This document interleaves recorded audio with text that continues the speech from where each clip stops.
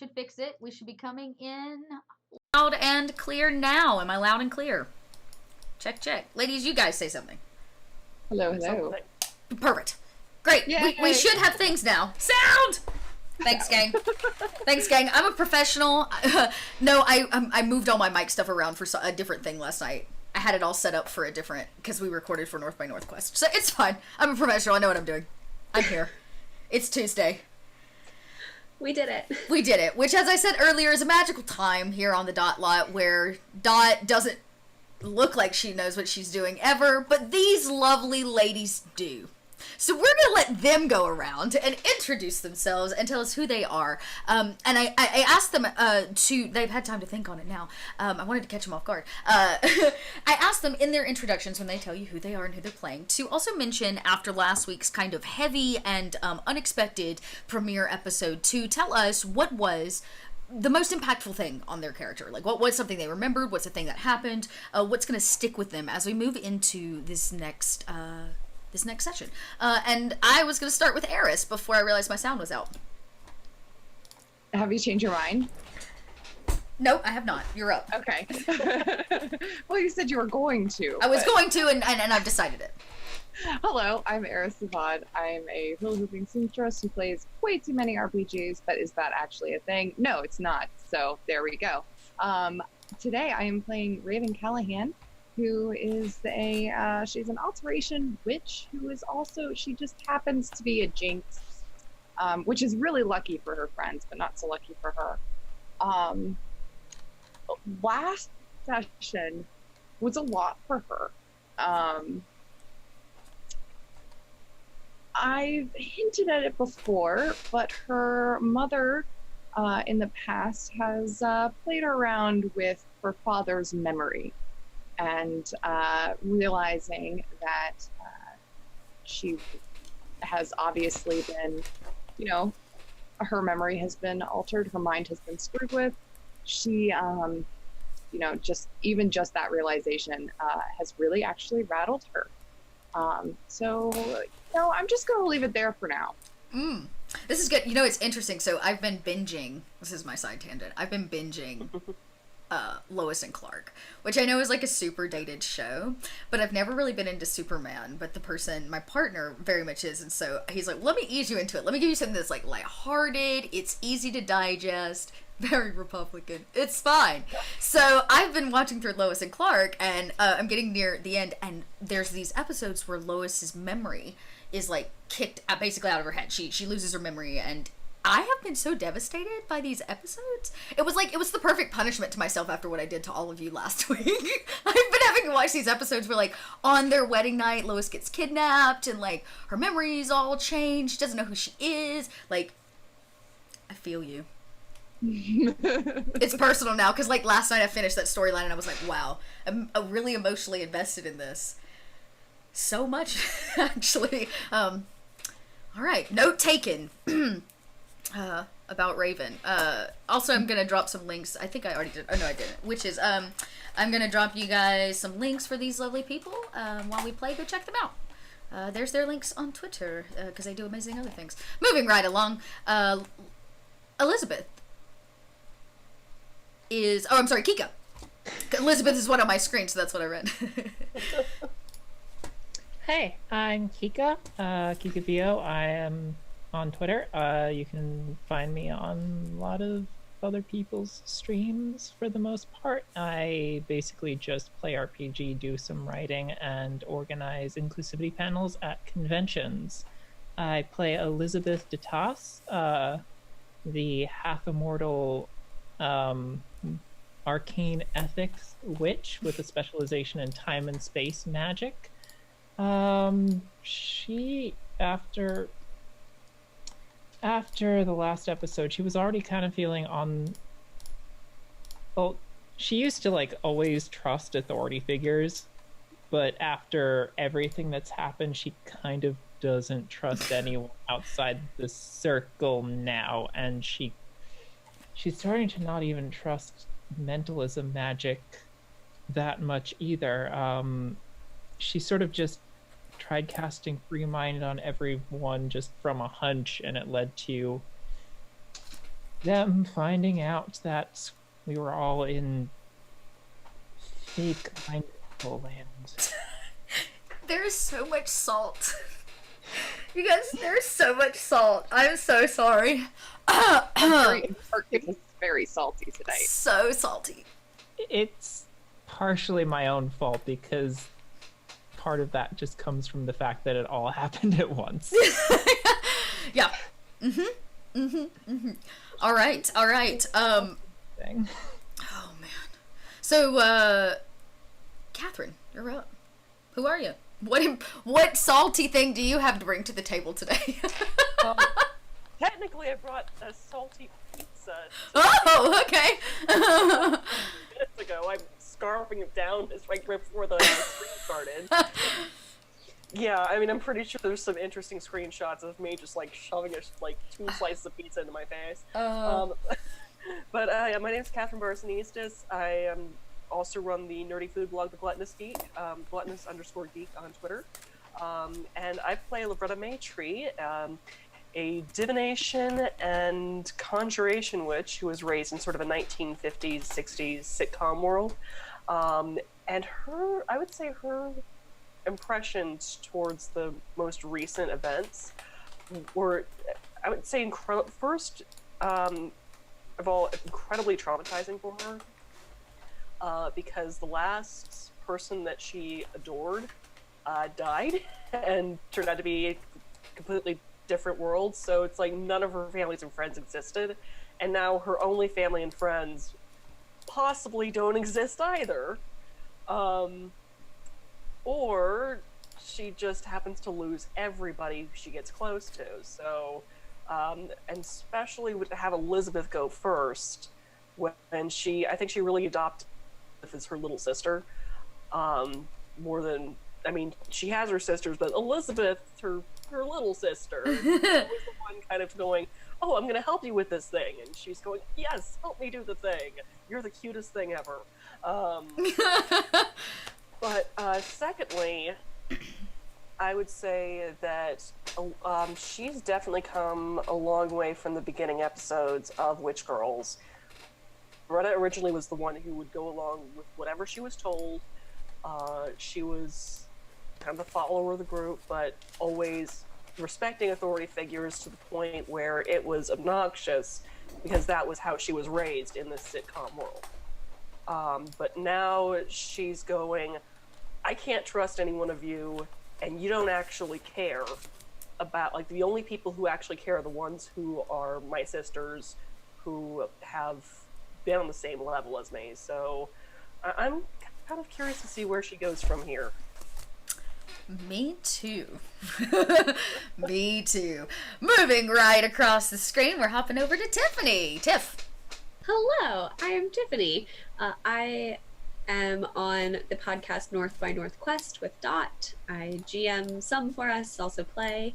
You can find me as RTS Cosplay on all of the socials, because I also sew and do costuming things. But here I am Percy Rosewood. She is a cybermancy and elementalism witch who finds the similarities of cyber, like computer code to life code DNA, like fascinating. So she's playing with that. Probably the thing that got her the most last time, besides everything, is the realization that we didn't actually save the Gorgon. Like, she was so proud that we had saved the Gorgon, and she had, like, it was so, like, lush in there, like, we had kept Ekonita's body, and then to wake up and find out that, like, we didn't actually manage to do any of that was kind of devastating. It's cool. I'm so... Fine. It's fine. We didn't have to save the only Gorgon left in the world. Whatever. Okay, last bit of salt. Shauna, it's on you to bring us home. Hey, Shauna Nakasone, playing Source on Twitter, playing a lot of games online, as well as do art, including the one for this particular game. And the new one that's out. If you guys haven't checked it out, go check out my Twitter. I know, and the Discord as well. So Twitter, beautiful. okay. This will I be have my to song jump in real section. quick and say that you should keep an eye out, because Shauna did something for me, and it's coming Just saying. It's super cool. It looks so cool. I'm so excited about it. She's awesome. Definitely commission her if you need art. Oh Yes. my.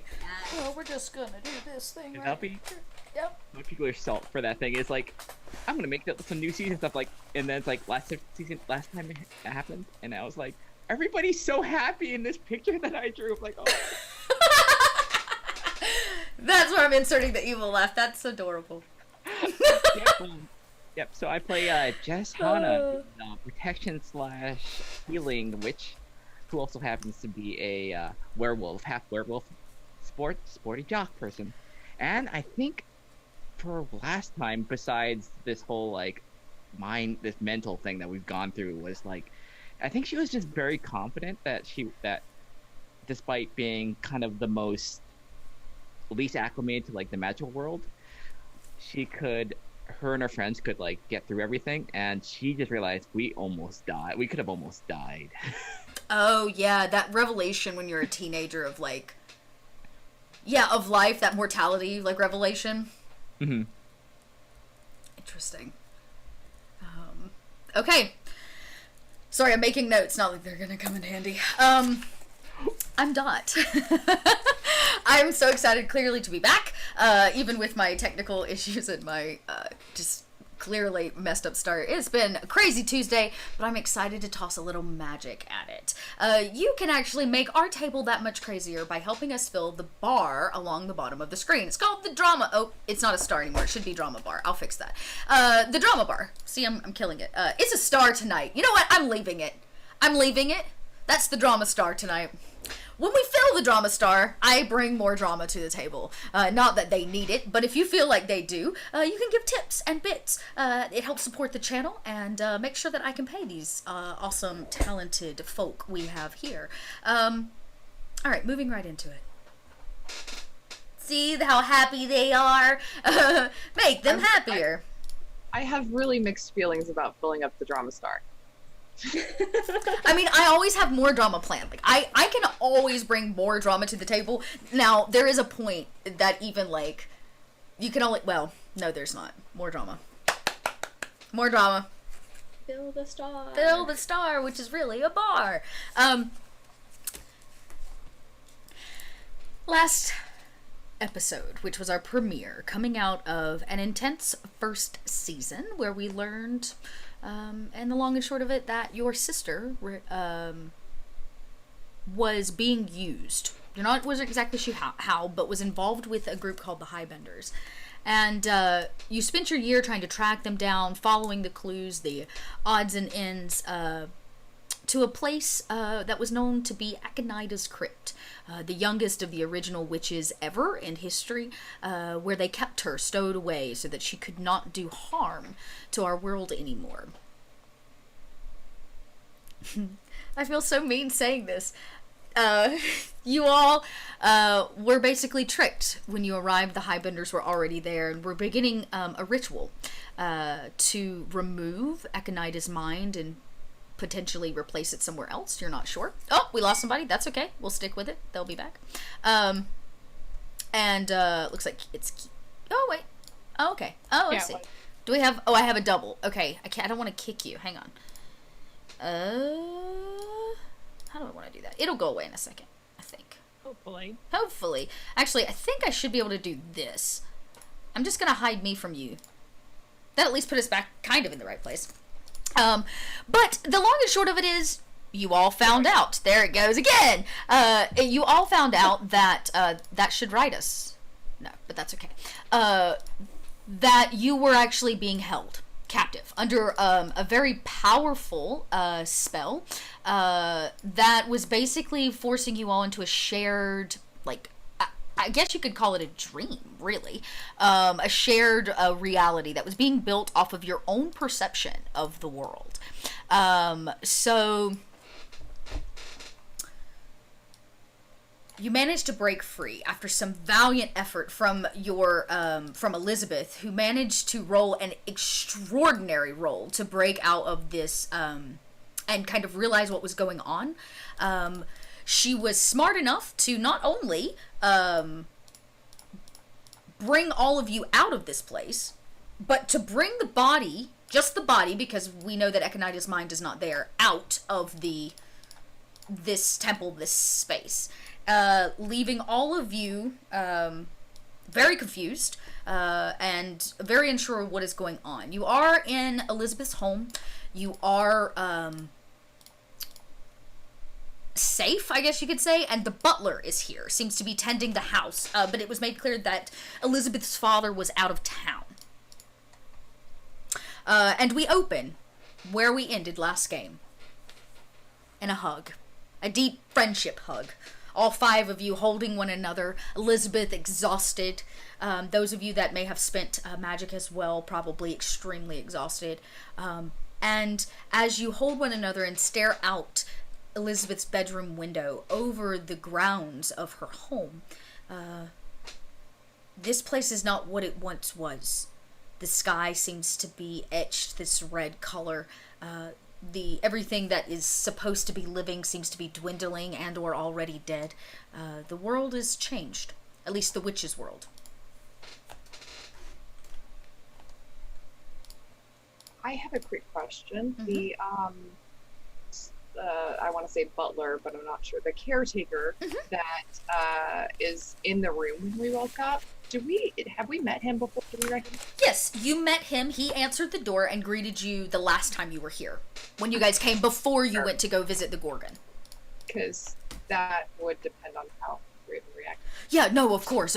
Yeah, he seems to be, he actually brings in, like, he leaves while all of you are hugging and spending quality, much earned time together, and he brings back juice and orange slices and food, so that you guys can try to rest a little bit. But he does leave for a period of time, leaving the 5 of you alone in isolation. As soon as Raven takes a look at Elizabeth, sees that she is 6 months worth of growth, and her clothes do not look like they fit very much anymore, she's gonna say, "Oh no, Elizabeth, you had a growth spurt. Oh, here, let's do this." And she will take out her wand and just essentially try to refit the clothes so they're a little bit bigger, so that Elizabeth is a little bit more comfortable. And Did my inherent magic resist possibly block this at all? I'm casting a spell on your clothes, not you. That's true. It is. It's not on your physical form, so I would say, yeah, that would be how I would view it.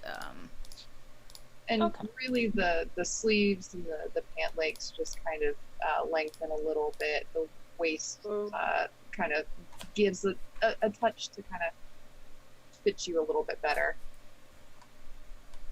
Thank you. Is everybody okay? Is anybody hurt? I don't think. Oh my god, what is that? And she just like looks in the corner and sees like the Echinida body. Yes, Echinida is there. I stole Echinida's body because I thought, just in case. Just in case of what?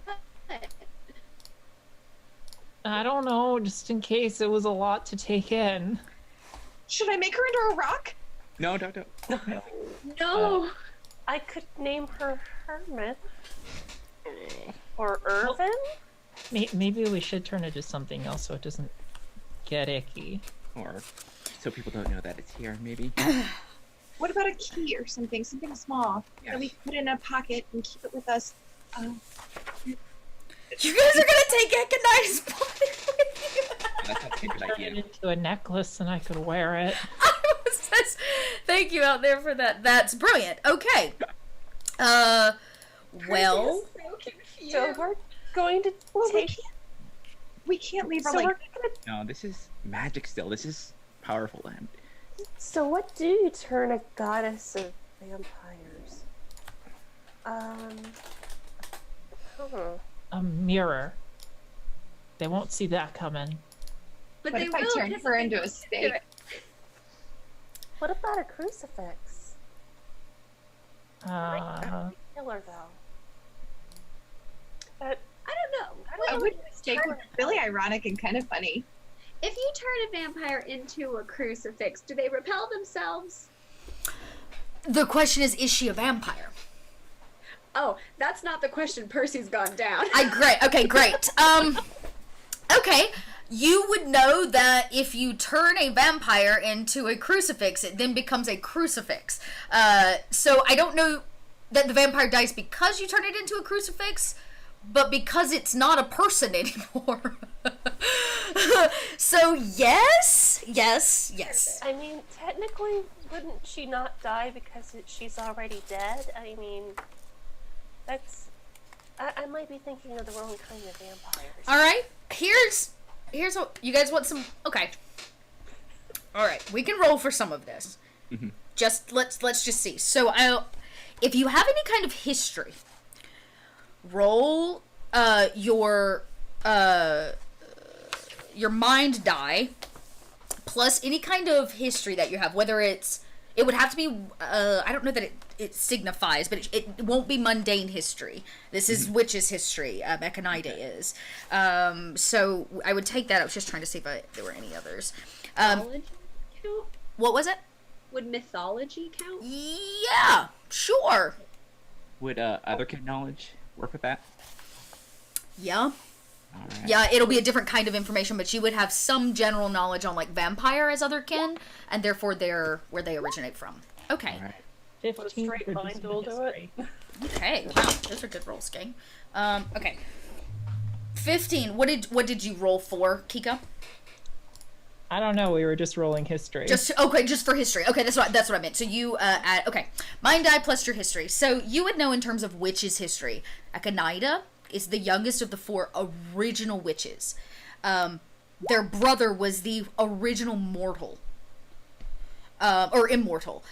They come from a line of what can be considered gods. So killing them is not necessarily that easy. If it were that easy, they would have killed Echinida already. Is she a vampire? No. Is she the mother of such creatures of darkness? Yes. Alright, let's see what else we've got. Who rolled something other than history? Percy rolled mythology. Percy, you rolled mythology. Yeah. Okay. Mythology is usually based in like a mundane concept of mythology, at least in terms of their lore.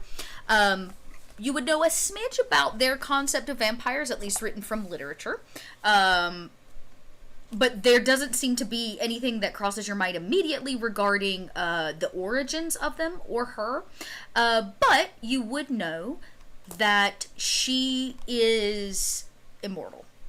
That somebody of this stature, regardless of whether or not if you know Echinida directly or not, somebody that is an original lineage. This is like your Adam and Eve type thing, that their mortality is different. And their bodies, their physical forms function differently. Jess, you rolled for otherkin. Mhm. Have you come in contact with a lot of vampires? Probably not.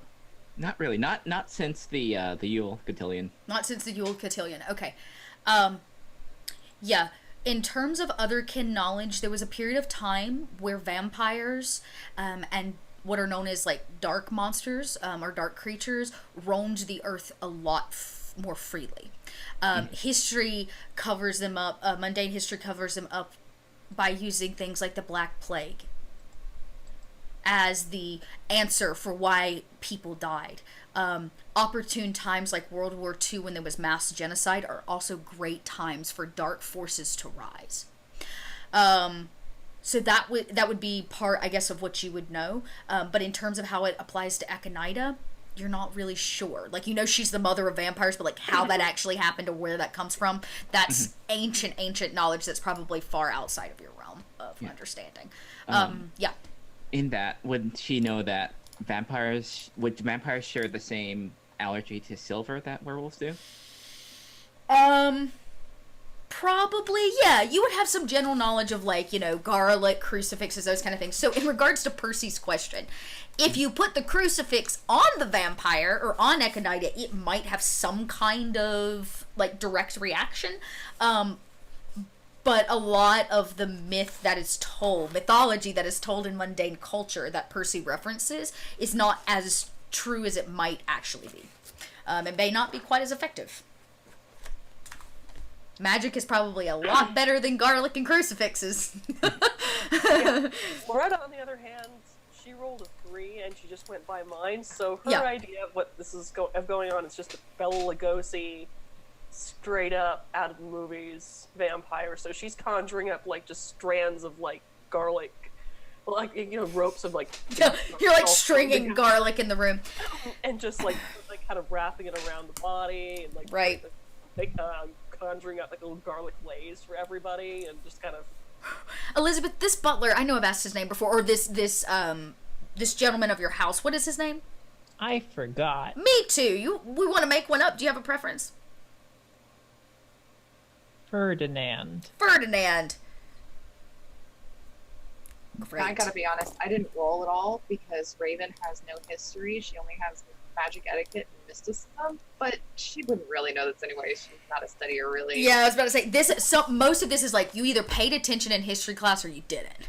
For most of this, Already known that history is not my best subject. Okay. right? And Echinida history is something that's like we touch on it, but we don't really talk about it. It's like it's a thing and it's part of the witch culture and it needs to be known, but it also doesn't need to be harped upon.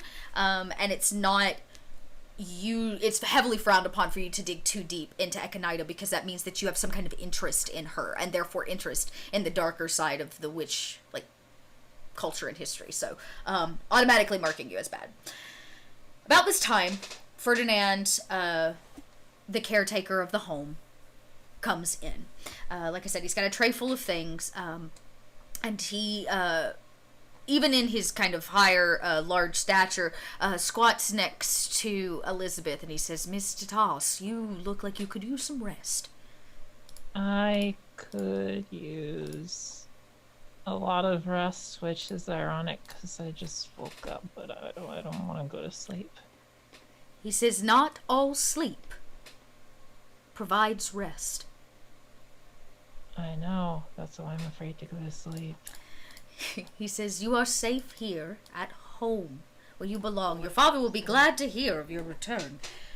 But what if I'm still asleep? He kind of laughs and he says, "Does that mean you're dreaming of me?"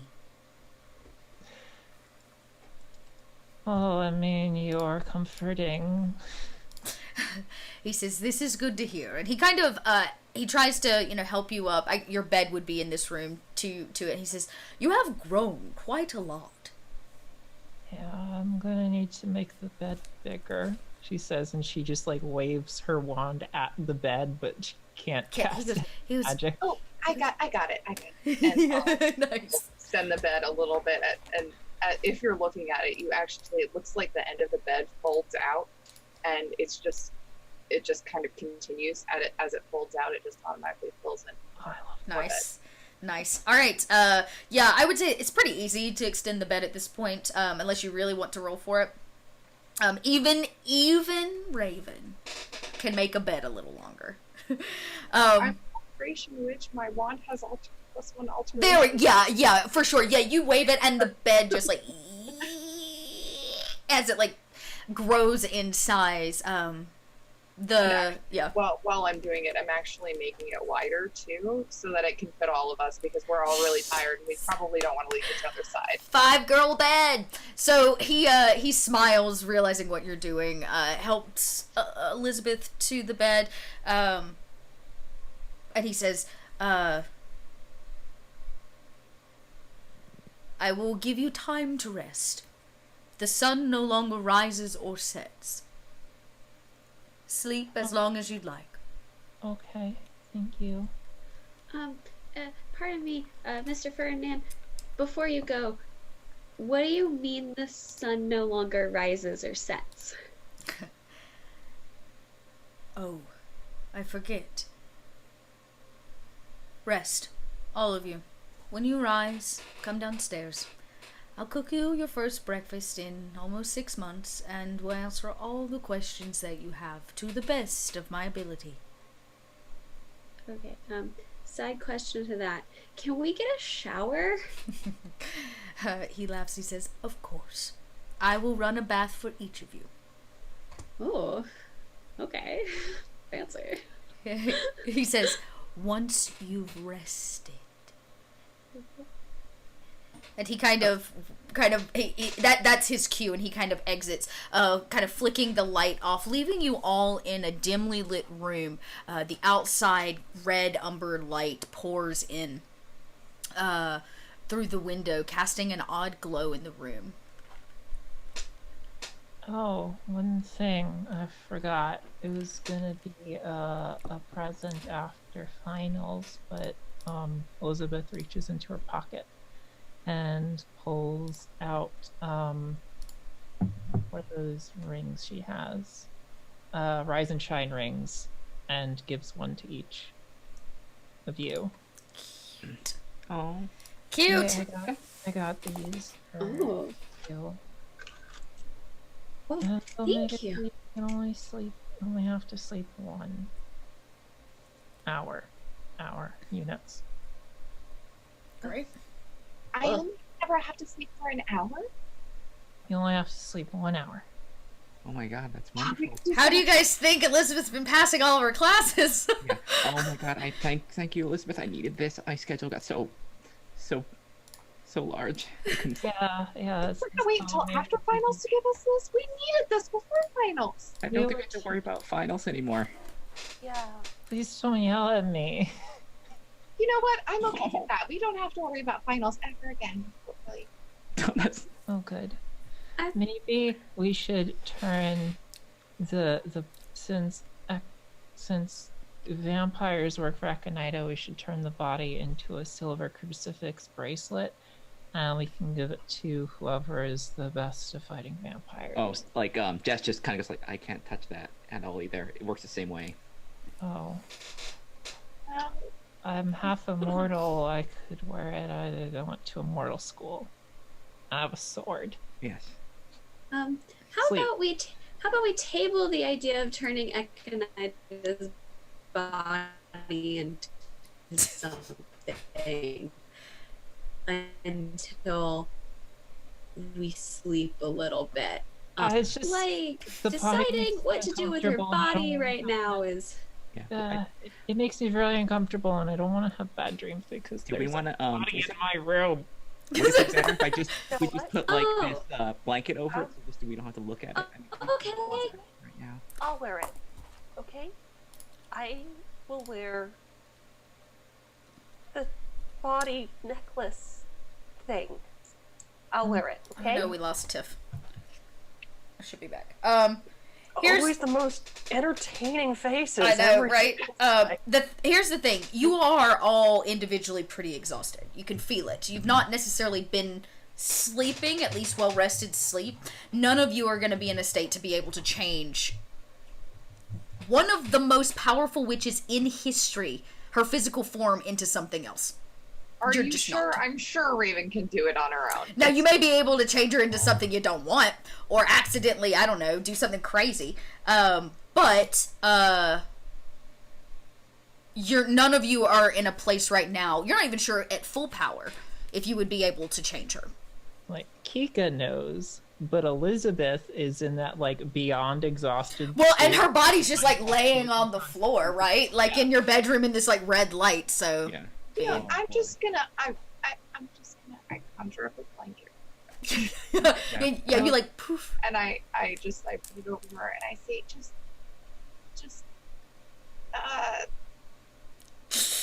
Okay, that works for now. Elizabeth just like crawls up onto the bed and melts into it. Yeah. Yeah. The bed's big enough for all of you to fit. Mhm. 1, 2, 3, 4, 5. You guys snuggle up. Do we have our stuff? Oh, sorry. I think I lagged. So weird. That's okay, I can Do hear we your have voice. Our stuff still, or was it just? Yeah. You I was have just curious. yeah. I was Percy has a bigger bag, and I was wondering if I could like bag a holding her. all good questions. None of your stuff came back with you, Okay. unless it was like whatever was on your person. Yeah. Like physically held on your body. But the familiars are missing. Your other items like bags and things like that are probably missing. So Room. yeah. Raven? Really glad that she has the secret pocket for her wand. They would Yeah. have had to search really well for that. It does look like, from what you can tell, as you all begin to drift into a little bit of a nap, Akanida's body now covered with a blanket of hiding, you can tell you're still in the exact same clothes that you were wearing 6 months ago. None of that has been tampered with or removed. Even just from like the rings around your ankles where your socks are, right? Like they've not even been removed. Like you can see it. You're not smelly per se, which tells you that whatever spell they had you under was probably a stasis. You are hungry, but not near as hungry as you should be, literally having not eaten for 6 months. So they had your body in some kind of cryogenic, like the likelihood of some kind of stasis, that kept it here, and it would also help explain some of the time difference between the 2 weeks you thought you guys were in the dream and the 6 months that actually passed. They put your body, into some kind of time warp. That's it, as all of you fade off. It does only take you about an hour. Elizabeth may need an hour and 15 minutes, but it's fine. Recovery happens, and you wake up feeling much better than you did. Your mind is more cleared, not as foggy. You're not as exhausted. Maybe you're just as upset. And the body of Akanida still rests underneath the blanket in the corner of the room. You can watch it breathes. The blanket lifts up and down. The body is alive. I don't like that. No. I don't like that. We should call my dad. Yeah. Where's You know- Vax? Where's Vax? Wait, you... Shoot, my broom. Shoot, they took it. Yeah, go ahead. Pull Uh, from underneath my shirt a necklace. It has the magic whistle at the bottom of it. Nice. Should we call Ashley? Does we should maybe contact Ashley, but I don't know if we should use the whistles. Whistle, or I don't know if it, like calling anybody's gonna be safe either. What about Billy? Yes, we will summon Billy. Do you have a way to summon Billy? What do you put in a Billy summoning circle? Pizza. A sword? He's not a Ninja Turtle. He's just a boy. Yeah, no, I mean, I mean pizza works, I guess. The teenage boy. The pizza, Yeah. We could use the sock that he maybe- forgot here last time he slept over. Maybe he sock. still has that television that I conjured for him. I wonder if I still have my compact. and Loretta starts kind of digging through her pockets, and is it missing? Did you usually keep it in your pockets? Yes. It'd be there. All right. Okay, I'm gonna try to call him. So she's got essentially, God, what is the name of that thing?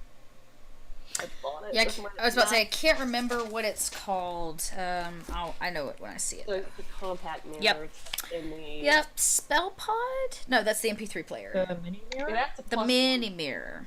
Yeah, it's mini mirror, where it's Magic targets that are being viewed with the divination spell are seen in the mirror. The mirror can also allow face-to-face communication via astral connection of anyone else with the magic mirror. so basically she had kind of, I guess when she got on that TV, it kind of had like little mini magic mirror. Yeah, that makes sense. I mean, that's how old TVs work. They had mirrors in them. Well, yeah, she basically kind of had it sort of install like a little magic mirror compact in there, so she could basically talk through it with the television, with her compact, Okay. or with her own television. Okay. So, she's going to, I guess, try to sort of face-to-face conversation with said mirror. All right, so it'll cost you. This is I do So believe divination. a divination. Yeah, so go ahead and roll Yeah. a divination. It costs you 4 zap points to do Okay. this one, and let's see if it connects. Okay.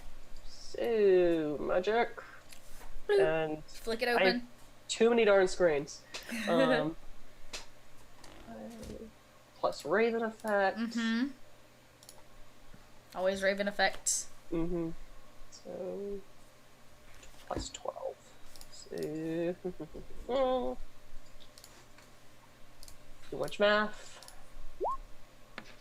That's a 20. Wow. All right.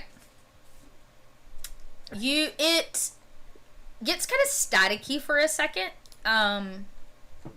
You watch as it kind of fades in and out, blackness, and it comes light through as if it's going to connect to something, and finally the image appears. It's very faint. On the mirror itself, it looks like there's a giant crack that cuts across his edge of the screen as you peer through into his dormitory where you left the television. It is empty. The things that were there, the mounds of boy clothes, the, trash cans, the books on the floor, all that is gone.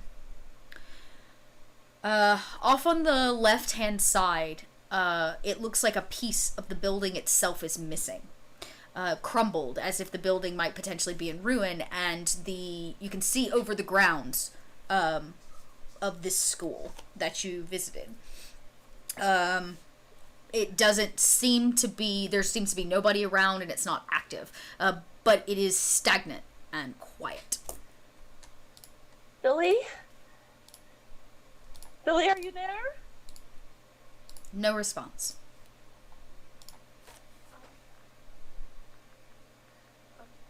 Girls? Yeah, anything from? Look, Is he so he's not there? Oh my gosh. Oh no. Not from what you can tell. Oh, Do you have a phone number? yeah. Turn it off. We don't want anybody. It might be ruins. Shut the mirror closed. Click. I'm sure he got out. He'll be fine. He was really strong, and he was really smart, and I'm sure he got out before that happened. Yeah, you saw him at the Yucatan. He can take care of himself. He's fine. I'm sure he's fine. If you can use your divination magic to locate him, I could teleport a message to him. Does he have a phone? And then he can call? Percy, Well, do you have your phone? Yeah, Percy would keep her phone in a pocket, but she has almost nothing else because she. I was about to say, yeah, it would be, yeah. So she has her phone because it's her wand, Right, and she it's your has specialty phone. some rings. So Percy, well, they kind of talk about how to contact or find Billy. She is going to open up Witch Google. Yeah. And and Google the academy, see if there's any news about what might be happening there, why he wouldn't be there. All right. You open Witch Google. What do you Witch Google? She's going to first Witch Google Chiron Academy. All right.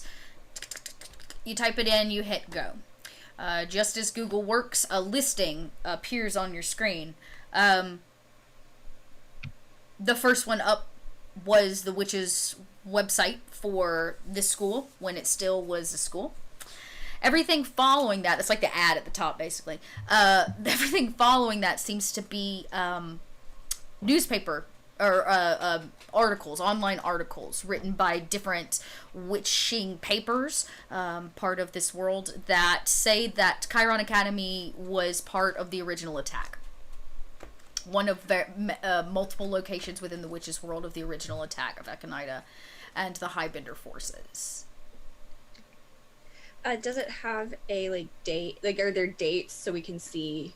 Basically, Percy can tell it's all really recent and it happened Sure. right after the Gorgon. Sure. This you think back to all of the dates, when everything landed. This is somewhere between 2 or 3 weeks after you all disappeared. Mhm. So it only took them a couple weeks to rise to the point where they were making ongoing attacks happen. That would have been months ago. So these are very old articles. You guys, Yeah. Chiron Academy was one of the first places attacked, a big attack after, it looks like it was a couple weeks after the Gorgon. We went to go see the Gorgon. So it might be safe to say that there's some kind of war actually happening, and that wasn't a lie. Oh no. And Billy might probably, and most of the people there probably be fighting this. Oh shoot. Percy, I don't have my cell phone. Can you check the mundane stuff? How's that? Are they at war as well? Oh, yeah. Percy's gonna Google that. You Next. normal Google. You pop back off of the Witches like World Network, and over to literal normal www sites. And when you start looking around, nothing seems odd. America seems a bit upset about a current president. The usual mundane happenings. The first thing up on like CBS is some coverage of a doggy show called Doggy Con. And like they don't seem to be affected at all. Well, from what it looks like, nothing's happening in the mundane world with this. So it must still be contained. Oh my god, good. Yeah, Elizabeth? I was thinking, I think a lot.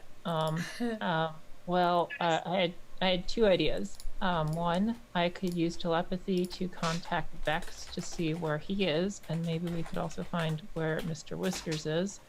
And also, your old phone had something on it. Could you hack your old phone and find out what we got from cyberspace?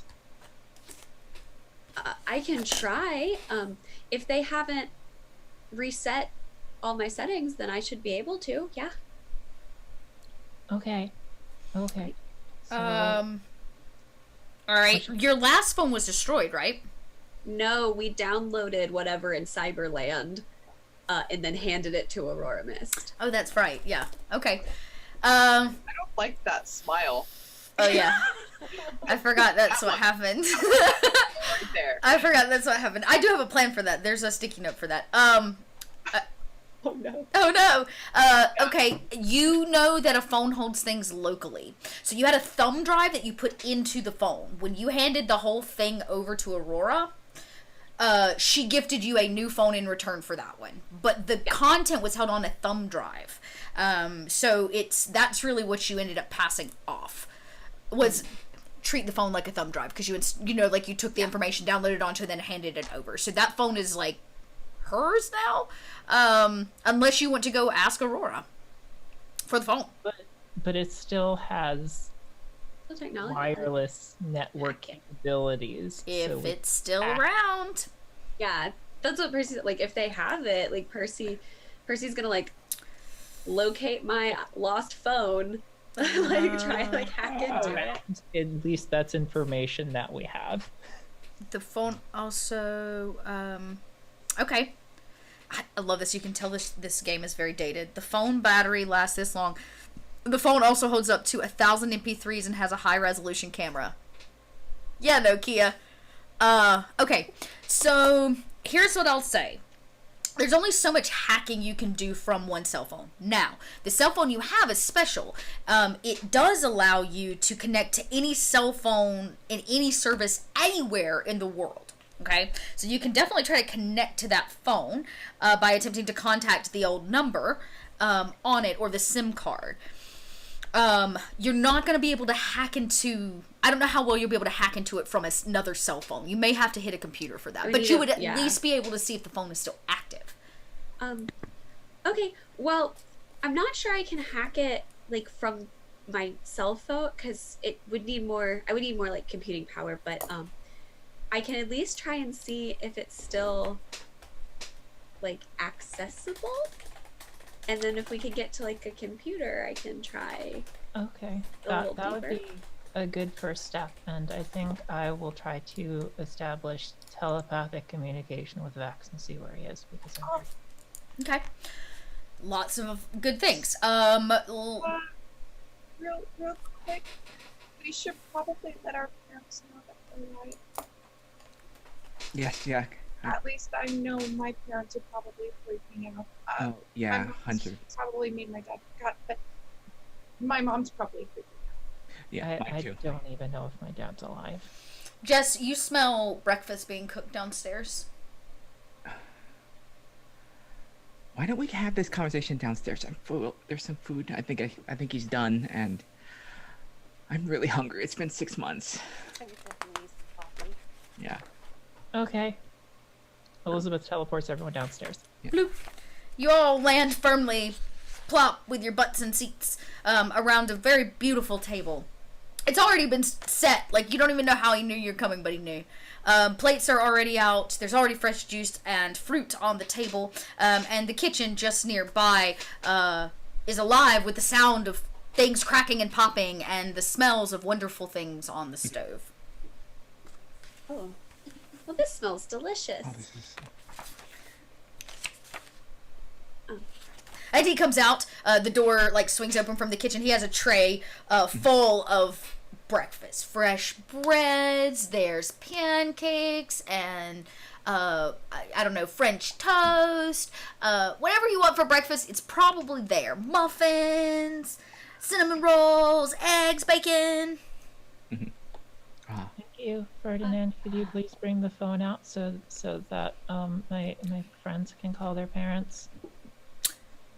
Of course. And he walks in and brings kind of an old school rotary style phone on a table. I don't know why that's what's in the kitchen, but it is now. And he sits it to his side. He's, please help yourselves. Okay, well, okay. Is it okay to make international calls here? He says, if you're going to dial mundane, press 2 first. Oh, thanks. I don't know why 2 dials to Mundania, but it does. may I use your kitchen? Or- Oh, that was a request he was definitely not expecting, of course. He kind of gestures the swinging door and pushes one open for you. Yeah, Loretta just kind of lets the girls do their calls. So she goes into the kitchen, and you start hearing kind of like sort of this clang of pans and like shifting of ingredients and all that sort of thing. Stress cooking. I'll help Loretta. No, it's all right. You stay. He looks at all the food he prepared.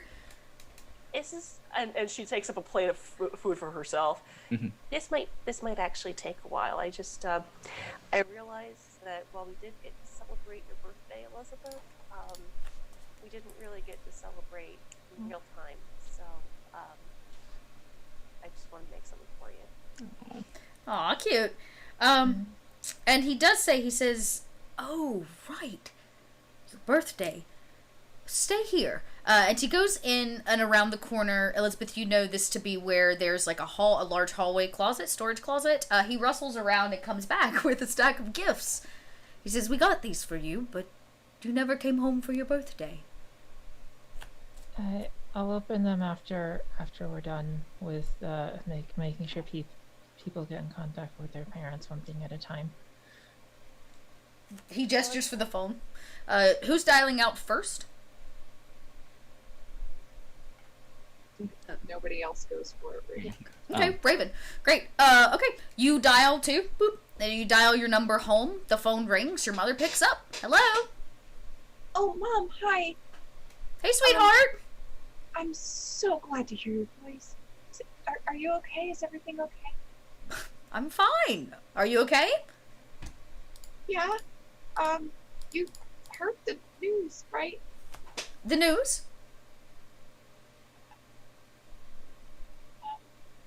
Question, I guess for my Dot's knowledge. Do your parents live in the mundane world, or do they live in the witch's world, and how connected are they to the witch's world? So my parents live in the mundane world. However, my mom's a witch, and she is still pretty connected to the witch's world. Okay. But she hides it from my dad, Okay.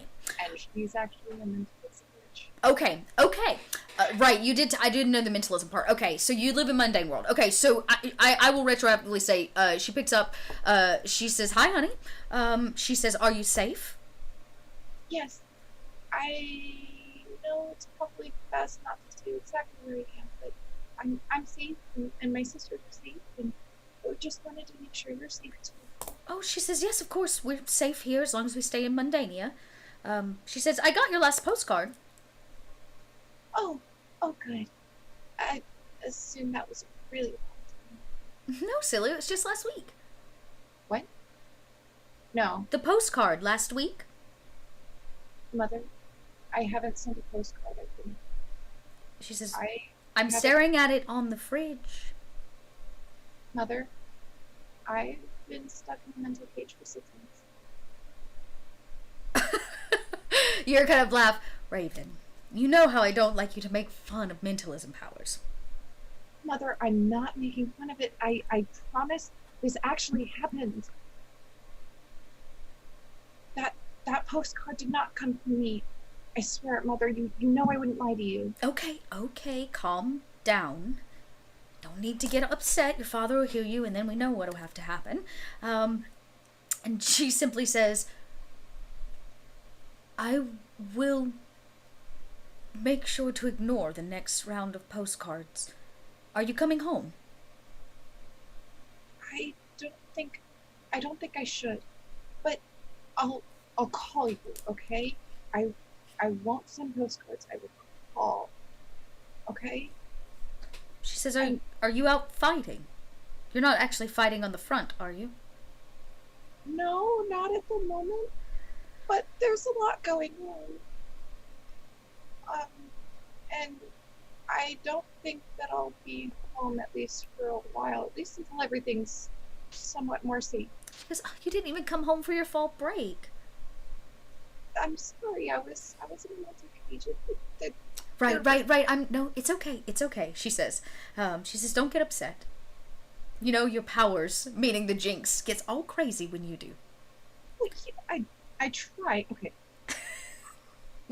She says, Raven, I just want you to be safe. I'm proud of you. But it doesn't mean much if you don't come home. I'll try. Just be careful. So, and no more postcards? No more postcards. I've never sent you a postcard.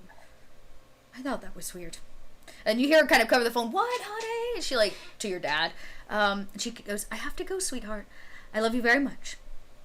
So give Daddy a hug for me, please. I always do. Bye-bye now. And she kind of hangs up. You hear the line click. Raven slowly hangs up, and when she turns around, she has a couple tears in her eyes. Her face is very, very red. All right, well, my parents are safe.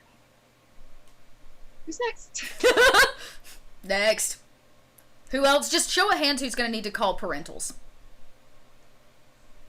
You got to do it in front of your face because what I look at is very tiny. Okay, so Jess, you call up your folks. They live in Mundania? Oh, you're muted. For that, I'm gonna Jess just gets up and just kind of gives just Raven a huge hug and just wants to takes a deep breath and just goes into the room. Waits a little bit before she calls. Yeah. Her parents live in Mundania. Okay. Both of them are mundane. Well, one of them's a lycanthrope, obviously. One of them is my mom is a witch, and your dad's are they deeply embedded in their individual supernatural cultures? My mom is not, but my dad is through werewolf outreach stuff. So okay, does he is he part of a pack? No. Okay. You buzz him up. Dad answers. Hello? Oh my god, are you guys okay? I'm sorry. I'm sorry for not calling. Not calling? You sent us a letter last week. No, I didn't. He goes, what do you mean you didn't? I mean, it's always good to hear from you, sweetheart. I just, with all of the craziness, we're obviously referencing the war and such going on, it's, Are you okay? Oh, I'm fine. Your mother's fine. She bought a new hat today. Oh, good. Glad. No, that wasn't from me. Not from you. Who would it have been from? It was in your handwriting. I don't know. It's magic stuff. You hear him sigh, a very exasperated grunt of a dog that Yeah, we weren't. We were captured by Highbenders, and we were. What? Before. Yes. What? Yeah, we. Jess, are you okay? Do I need to? Do I have to come get you? No, I don't know if you can get to me. I think you know. Do you know a Mr. Detas at all from your werewolf work? Detas. Yes. Yeah. I know Mr. Detas. Yeah. See if you can get in contact with him. Try to do that with his daughter and. You hear him like think for a second. You sound very panicked, and I don't understand. Yeah, she just like in this thing, she just rambles. Yeah, I imagine you just and as a dad taking in a teenage girl rambling. Yeah, 'cause she, through the 6 months, she actually talked to them about, so she's kind of going through this again. Yeah, of course. And he's like, just breathe. I will send out a line, but Mr. Detas is part of. Well, he's not always available now in this time. But yeah, we can't. I don't know if it's good for. We don't know what if they can find us or not. But I'll try and keep you texting and stuff. Okay. Just want to know that I'm okay. Well, Come on. he goes, I'm glad to hear that. Though I thought you were okay. It's fine. Yeah. We love you, Jess. Yeah, love you too. Both of you. Tell Mom I love her. Oh, I will. She's staring at herself with her new hat on. Yeah. We lost somebody in chat. Oh, it was Tiffany. She'll be back. And the line goes dead after he tells you that he loves you. And next person up, I guess, Percy was probably next in line, but Percy's having some connectivity problems. So Kika, you wanted to contact your father, correct? Yeah, but I don't know if he has a phone. It's a good thing. The butler is there. He watches the phone calls as he tends breakfast, serves each of you, assures that you get what you need. I hate to fix cameras because I feel like by the time I actually do that, Tiffany will pop back in and I'll have to fix them again. Like that. Perfect timing. So the butler, while Jess is on the phone, comes over to you, Elizabeth, and he just kind of stares at you in this very what's the word I'm looking for? He stares at you in this very loving way, as if he missed you quite a lot, and it's a bit strange to see you here. And you can hear just her voice in the background as he says to you, you know, your father said that you were too strong to just disappear. Well, my dad does know me pretty well. He does? Do you want to tell me what happened? The Highbenders captured us and killed the last Gorgon, and also had us imprisoned for 6 months in mind illusion spell. And Elizabeth got us out all on our own. It was absolutely magnificent. You said she was strong, and you were totally right. He looks very proud. It's not lucky. He goes, I watched you pull 5 girls into our house, and you saved them. That's no small feat. His eyes cut over to Jess as the phone clicks. It's Percy's turn. Percy, did you want to call your parents? So... probably. Okay. Question is, they're in Mundania. So Percy is, well, I originally had her as, like, rustic. Okay. Witch, but since I switched her to coder, I don't know how much that applies, but I think probably her parents are mostly in mundane, but they do, like they're still connected to the... Are they witches themselves? Her mom would be. Her mom is. Okay. Yeah. So, your mother would be the kind of person that would keep up on witch politics. She would keep up with it, but I don't think her parents are actively, like, in the, like, witch world. Okay. All right. So they're mostly mundane. Yeah, you can give them a call. Mom picks up. Yep. Hello. Hi, Mom. How are you? Oh, Percy. Shouldn't you be in Yes. class? It got canceled today. Oh, well, that's good. You can do something fun. Type on your computer or whatever it is you do. Yeah, have you heard anything about what's going on in the, like, witch world recently? No, you know I don't really keep up with witches' politics. It's not my style. Okay. Well, that's good. Everything's good at home? Oh yes, your father, he's moved up a pant size, and I planted some new roses in the garden. Wonderful. You haven't gotten any, letters from me, or seemingly from me recently, have you? That is an odd question. Yes, of course I did. I got one just a week or two ago. Telling me you were headed out to, Oh, no. Oh, yes. You were telling me how great school was, and the semester was going well, and you were getting ready to build your new dress for the, what's that dance called you like so much? Oh, the Yule Cotillion. That one, yes. Oh, okay, great. Well, I'm glad it got there safely to you. Okay, well, I guess I should probably study now. It's good to know that you guys are good. P.S. Maybe avoid the witch world for a little while. It's a bit chaotic. Love you, bye! And Percy. you hear her go, okay, love you. And then even farther off the distance, you hear your dad go, okay, love you. As the phone light clicks shut. And about this time, the butler kind of looks at all of you. And he simply says, I feel like I should answer your questions, though none of you have had any. You then hear, happy birthday to you. Oh, happy birthday. Yeah, he picks up with you. And you see, like, the doors swing open, and Loretta's holding this, white ganache, like white chocolate ganache Yes. cake with, purple roses.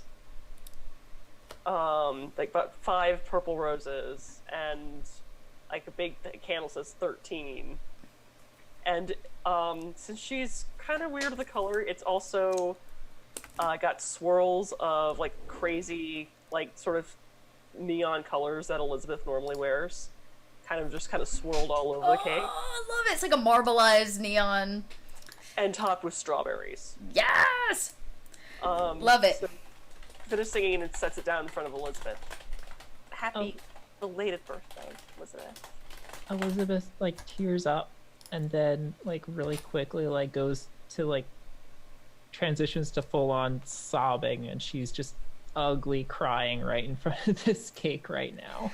Raven puts her arms around Oh, her. he says, don't, the butler immediately says, why are you crying? What can I get you? I'm so sorry, Mr. Toss. Please don't cry. Please don't cry. Oh, it's my birthday. I don't know if Grandpa's still alive, and I have this cake, and so much happens. He kind of grabs her hands and pats, and he says, ladies, I'm going to cut the cake, after you blow out the candles, of course, and we'll discuss all of this after this lovely, tasty treat. Thank you, Loretta. He says, well, go ahead, blow out the candles. Make a wish. Make a wish. Oh gosh. She wishes to see her dad. All right, you and blow out the candle. Roll your magic die. You've made a wish.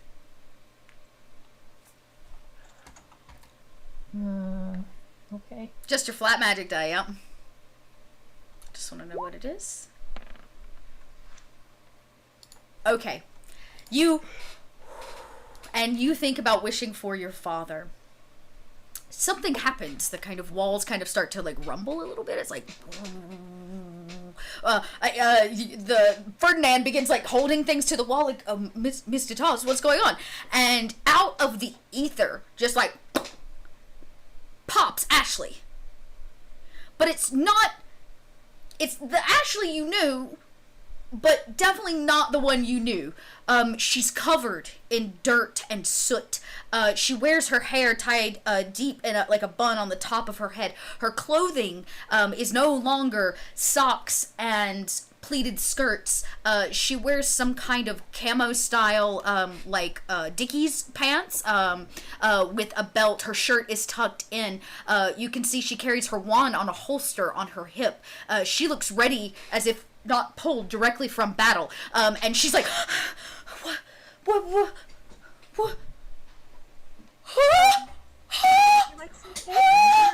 And she like freaks out and passes out. Oh. Ashley! Oh shoot. Oh, Ashley passes out. shoot. you Jess think is she gonna wants immediately to go stay? there and just try and revive her. Like, I was just gonna grab the water that was in front of me and Yeah. try to splash it on her face. Okay. Okay. You splash the water on her face, and she's like, and she sits up. It's okay. It's Where- okay. Am I dead? no. You're all dead. No, no, You're all dead. no. No, we're okay. Calm. Take a breath. Take a breath from me. Okay. I was not Do people supposed to be here. Where?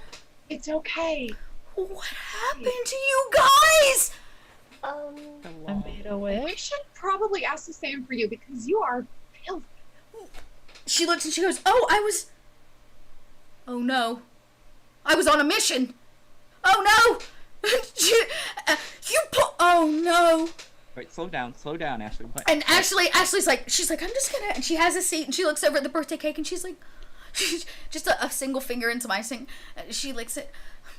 Oh, happy birthday, Elizabeth. That's why you're here. She just made a wish. You made a. Oh no. You made a wish. I'm your fairy godmother. I have to. Well, I've been asleep for 6 months. I know. I thought you were dead for 6 months. She like runs over and throws her arms around you and like hugs you. And she's like, "I'll give you anything you want. What do you want, Elizabeth? You just make your wish." I wish to see my dad. She like pauses for a second. Okay, let me think about this. Oh, I know. She gets up and she like runs to the kitchen. She comes back with a large bowl full of water. It kind of sloshes as she brings it over to the table and sets this punch bowl down with lots of water. And she says, "Okay, here goes nothing." And she brings her wand out of her super cool holster on her hip and she taps the top of the water and it ripples outwards in these like perfect ripples. And as it touches the edge, each ripple adds color and dimension and texture, and an image begins to come through in the surface of the water. And she says, "There he is." And you seem to be staring at kind of this obscured camera angle. It kind of sits at an angle, but it looks in. You see your father. He's with a group of other witches. They seem to be in some kind of trench or bunker. The area around them is exploding with lights and things. And they don't notice you at first. It takes a second. But your father looks and then double takes as he walks over to the window in a hut or building that they have kind of constructed on the battlefield, and his finger actually touches the water on the bowl, and he says, "Elizabeth? Dad? Elizabeth? Where are you?" I'm at home. I got home. "Home? You've been missing for 6 months. I came was- looking for you." The hive vendors got us, and they had us in some sort of dream thing, but I got us out and I got home. He kind of puts his hand to the window, which again presses against the water of the bowl, and he says, "I'm so proud of you. Things are not like they were." Are you okay? He kind of looks behind him, noting, the people he's sitting with, the lights flickering in the sky. "Yes, today I am fine." Is Grandpa okay? Are all the cousins okay? Are the uncles and everyone?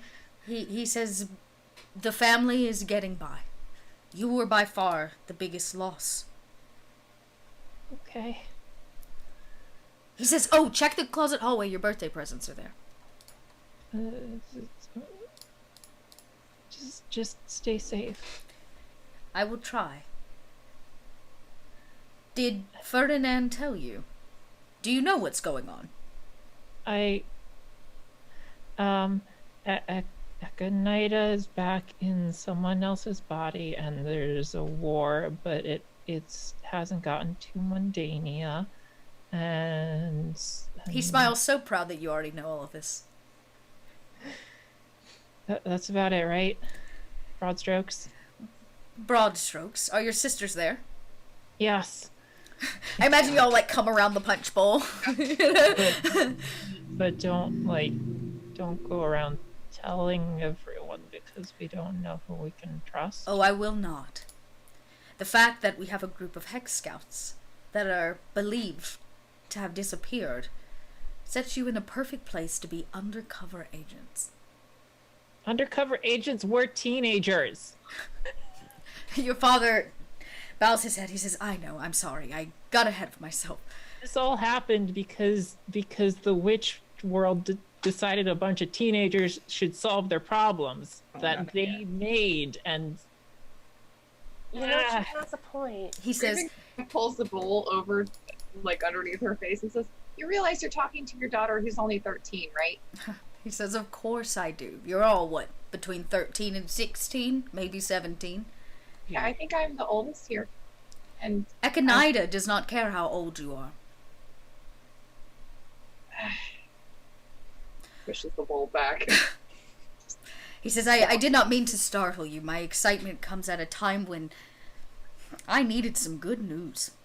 And the return of the 5 of you is the best thing that's happened in 6 months. well, we just got out of that dream thing like an hour and a half ago. So give us time to process, Dad. Oh, he says, oh, I see. Well, then I expect Ferdinand can fill you in on the rest, but I am on the front line. Myself and other members of the Witches' World Council have taken it upon ourselves to each guide a group of witches in different aspects of what is now war. We cannot let this spill into Mundania. You're right, Elizabeth, as always. This is the witch's fault. All of this. It's come to our knowledge that the Highbenders have been building power for some time, without our knowledge. They believed, as we did, that they didn't use technology. So they started to. And it left us unprepared for an attack. Did they tell you that after the attack? No. Aurora Mist came to me after all of you did not return for your midterms. Dad, Yes. we knew that they were using technology like a good month before we disappeared. Yes. But we did not know to what extent and to why. Aurora Mist filled me in that the 5 of you were part of an elite team that went into cyberspace and retrieved something. It was kept top secret as to what that was because of the value of the item. We now know that the data you retrieved was actually the mind of Violet, head of the Highbenders. Morwen's mentor. Oh, dang. Didn't you see Violet earlier?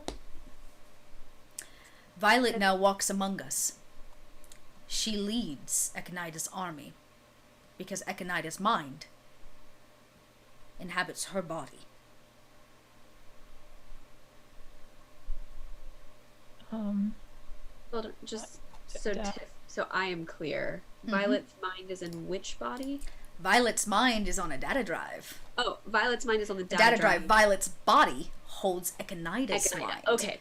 So Okay. think of it like this. I literally had to draw a diagram to figure it all out, if it means anything. Last game, before we started this season, I drew a diagram so that Dot knew what Oh, heck God. was going on. So, And and used your outline so much that you need a diagram. I needed a diagram. So basically, Echinida was lying in this like captive stasis, this prison. You guys walked in on the Highbenders, removing her mind and putting it in Violet. In that moment, they trapped you in a stasis so that they could finish what they were doing and leave. Echinida's body is empty of a mind. It holds no memory, no personality. It's just a body that's breathing, basically. A vegetable. a living vegetable. Violet's mind was removed and put somewhere, and that's what you all learned about and retrieved. Yeah. And that's kind of what you know. And now everybody's talking about Echinida's walking, or is like in this place. Echinida's mind was taken and put inside of Violet's body. They needed a powerful enough sorceress to be able to hold it and to maintain it. Dad. Yes. I need to tell you something. Are you someplace safe where people won't be listening in? He looks behind him at the war zone. Sure. Okay, I'm gonna whisper this, so make sure you listen hard. I kind of, stole Echinida's body when I escaped. What? Echinida's body was gone. When I came to the tomb, there was nothing there but the dead Gorgon. We weren't there either. Echinida's body was where we were. Her body has not left that tomb in millennia. Multiple thousands of years. Well, right now it's in my bedroom under a blanket. Elizabeth, I am so proud and disappointed all at the same time. I don't even know what to say. He's like, your father's like jumping for joy over the fact that you're this strong. And he says, all right. It's at the house in your bedroom. Yes. All right. Should I change it into something? No, don't alter it or touch it. It could be booby-trapped for all we know, and we don't know what power is held in her mind and what power is held in her body. I can tell you that Echinida that walks with the body of Violet is not as powerful as the original. But the curse, the protection spell that was put on her to hold her in that place was bound to her body, not her mind. Which is why the Highbenders needed to remove her mind. They could put it in any vessel they wanted. So if we can get her mind out of Violet and back into her main body, she's contained again. As long as her body's returned to the tomb with the mind in it, yes. Okay. Question. Mm-hmm. So if Echinida's mind is in someone else's body, does that mean that she's killable now? That is a theory no one has tested. I do not know. She supposedly is immortal. It is her blood that makes the creatures of the night. But if she's in someone else's body, she has someone else's blood. You're right. If Violet, who can be killed, is killed, then the mind would die with the body. He goes, wait! The mind would die with the body. Yes! Yeah. Elizabeth, if you were there, I would kiss you and give you another birthday present. Here's what I need you to do. In the basement, there is a safe room. Has he told you about his safe room? I don't think he did, but I think Elizabeth knows No. about it. Yeah, it's like his dad cave, you know what I mean? Like, it's just like where he likes to hang out. He's always had it there, is probably like in case the house ever came under attack or there was something, like you guys needed to be hid. But this safe room's turned into his man cave. And he simply says, go downstairs. Ferdinand has a key I gave him years ago. He knows how to use it. It will let you in. Put her body there. No one can know that her body is not in that tomb. Do you understand? If they do, and the Highbenders find out, they'll simply take the mind out of Violet and put it back in the body it deserves to be in. Okay, should I do I have to remove Ferdinand's memory of it? He laughs. No. Ferdinand is family, Elizabeth. But what if they capture him and torture him?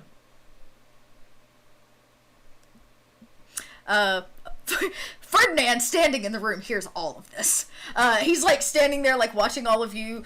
He's significant. Comfortable with this idea.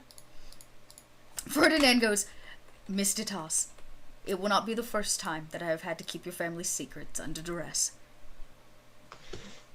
What haven't you told me, Ferdinand? He goes, stories for other days, and kind of pats you on the head. Clearly, there's a mutual understanding of whatever that story might be, as your father also smiles. But he says, Raven, you do not like the idea of storing her body. No, I don't like the idea of erasing Ferdinand's memory. Oh, he says, no, there will be no erasing of memories. I feel like Yeah, we I have just all wanted had to- our memories messed with enough, haven't we? I just wanted to make sure that was clear. I mean, I was gonna ask for his consent. I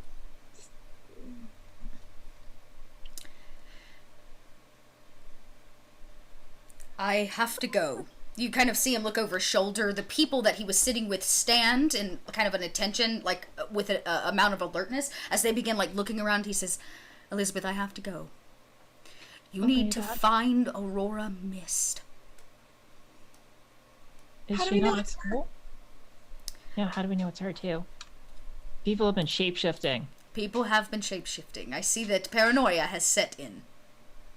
I think at this point it is justified. He says, I feel like the five of you know things about Aurora Mist, personal things, that a shapeshifter would never know. But if a shapeshifter used mentalism magic to mine Aurora's Mist's memories, then He goes, Elizabeth, you are a 13-year-old woman. Now, right? He like counts it. Yes, past birthday. You're 6 months ago. Right. Dads have to do that, and he says, you have to trust your instincts at some point. Logic will not get you everywhere. And he goes, I have to go. No one is to know that you are alive. If they find out, well, we may lose the greatest asset we have. got it, I'm dead. He says, not to me, you're not. I love you.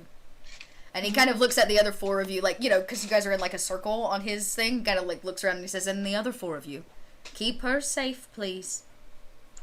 Of course, yes. He goes, Promise.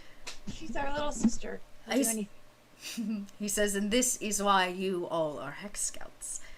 Oh, and anything you find in the safe room is yours.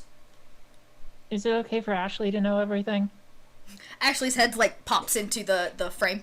It was an accident. I wasn't supposed to be here. It just, they called me and I had to make a wish. I'm so sorry. I didn't mean to interrupt you, Mr. DeTos. And he kind of waves his hand to silence her and he says, you did just fine. I would have been more upset if you had not let me know my daughter had returned. Ashley, you are their fairy godmother. It's your job above all else's to keep them safe. Oh, yeah, I know. Okay, yeah. But she was on a mission. Do we have to send her back on the mission? Ashley, do you have to go back on the mission? Oh, the mission! And she's like, I love you guys. Just blow the whistle, okay? Bye! And she like snaps and like poofs and disappears. And she's back to whatever it was Ashley is out there doing. She totally forgot she was on a mission. He snickers and he says, I really must go. I love you. And he punches the glass, and as it shatters, the waters ripples out, and it's now just a bowl of water again. Well, that was intense. Yeah, I'm glad he's okay. Who wants to move the body? I got can. it. Yeah, I can help. I was about to say, Ferdinand says, I will get her body. Meet me Keep down. it in the blanket. So don't touch it directly, and scream if anything happens. He says, of course. Meet me downstairs. Okay, I'm gonna have some cake. He's been slicing it while this happens. He's already served it. Like, everybody has a slice on a plate. He's done it while you weren't even looking. And he begins his, I guess, ascent up the stairs to your bedroom to get the body. While you guys eat cake alone in the room, the bowl of water still sitting in the center of the table. It's very sad cake eating. Very sad cake eating. No, All we things have to do this. considered, a rug might have been more thematically appropriate. I'll have to remember that next time. I'm sorry. I was just distracted. Like it was easy. We've been through a lot. Yeah. Okay, so you guys, we have to find Aurora Mist now. Yeah. Again. Fine. If- Among other things. Your dad is telling us to find Aurora Mist. I feel like then it must be. Maybe we can trust her to So, be on our side. I, Do you- remember- Feel like we can trust her? I was just thinking that. So, you said that there were fake letters from you to your parents? Yeah. Oh, yeah. Apparently, someone has copied our handwriting and is sending letters and postcards to our family so that they think we're fine. They think it's enough that Well, they wouldn't- didn't notice anything. Wouldn't Aurora Mist, if she knew that we were missing, tell your parents almost immediately? Or she would cover it up because she knows we weren't supposed to be gone from the school Yeah. and hoping that we come back or something. Do We you could. think this is in the school handbook? Is there like policy for what to do when students go missing for 6 months because of high benders? What you we know, what we could It's do really is, specific. if any of your parents still have one of the letters, we could teleport to their place, grab it, teleport back, and Loretta could use some divination to maybe find out who wrote it. Oh, yeah.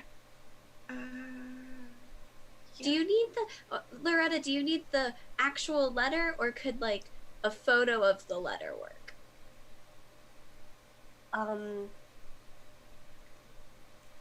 I mean, I don't know if that's really. And the question is, thing is, as far as scrying is concerned, she can only go up to a 5 mile radius, and she's nowhere within that. Yeah. But she could cast no answer again. Yeah, you could. So, You definitely could.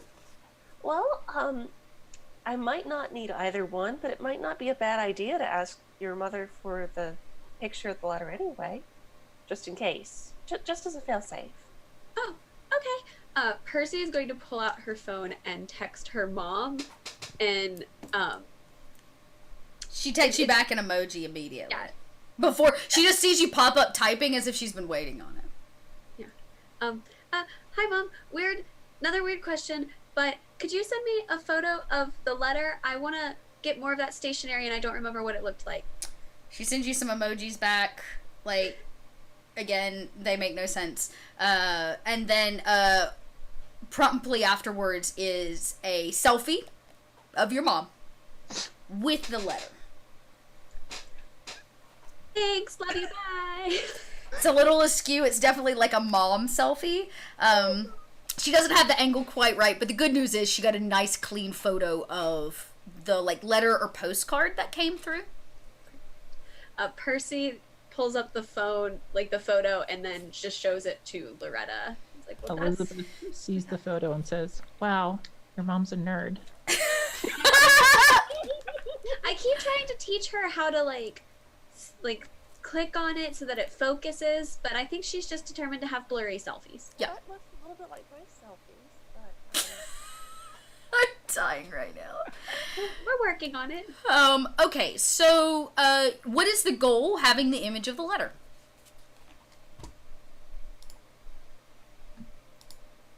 Wait, I don't hear you. I think you're muted. There you go. you know how back in the make-believe world cage we were in, I was able to answer questions that were asked of me? Mhm. I'm Yeah. going to try doing that again here, okay? Okay. So let's get the cast and see how like strong magic takes hold. Nicely done. Dang. Okay. Yeah, at a 19, again, Loretta's body like stiffens as the magic takes hold. Her eyes get this kind of like hazy glaze over them. She seems to be prepared for question asking. Who wrote this letter to my mom? The letter is not written. If you look closely, you'll be able to see that it is computer generated based on an algorithm of each of your handwriting. Somebody has printed this. Who printed this? A printer. What Who person? generated it? Yes. Wait, what was the question? Who generated it? This was generated by a computer hacker on a very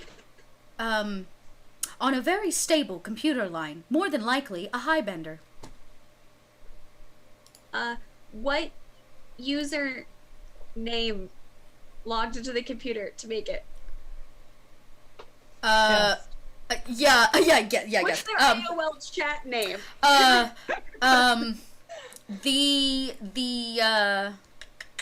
Is it Bad Warlock again? Oh, Bad Warlock. Oh, is it Bad Warlock? Was that? Oh, yeah, it was Bad Warlock last time. Yeah, this is Bad Warlock. No. Yeah, Laura literally says Bad Warlock. That jerk. He can't even play a video game properly. Any other questions, you guys? Oh, who is Bad Warlock? All right, now I'm gonna have to break out an NPC table. Good job, Tiffany. You're welcome. Good If I- job. I just asked the question a lot of ways. We'll get there. Answer. All right. Oh wait, no, that was Loretta's voice. Oh man, imagine the drama if it was Warlock. Yeah, I gotta find the right one. Star Wars Mist's X. Oh my god. Oh I actually God. Oh have no. in my notes. Did you? What was his name? I did want to actually know that. Name It was was something so horrible. Bertrand or Bert. Bert. That's right. Oh, Bert. yeah, that's right. Bertrand. That's right. I remember that now. Yeah. No. Only his friends call him Bert. No, that would be Bad Burtlock. Or He was described. I put him in a notes as a warlock. So Okay. Loretta's body stiffens when you ask who is Bad Warlock.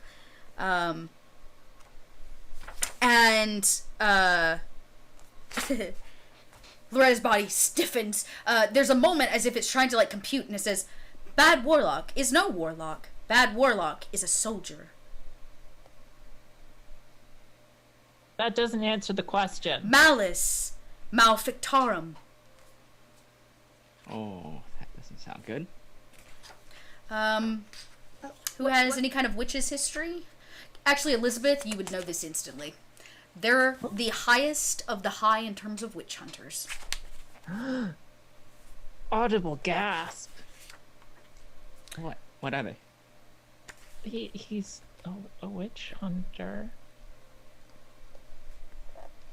wait, Yep. this means he knows exactly where all of our parents live. Yeah. We should kidnap him. Warlock nabbed him. No, he's a hunter. Yeah, but his name is Bad Warlock. I mean, all right, never I mean, mind. he's a bad warlock if he doesn't. He is a bad warlock because he's not a warlock at all. He's just a human. I would say Billy Humies. Humies. Somebody did ask who is Malice Malefictarum. Elizabeth, you answer their question, and then Loretta's body stiffens one last time as the spell takes hold for what's probably the last bit of magic. And her mouth opens to that very curt voice and simply says, Malice Malefictarum, the Hammer of the Witches. This is the oldest group of witch hunters, based out of Ireland. They are soldiers in the war against witches. They have agents all over the world.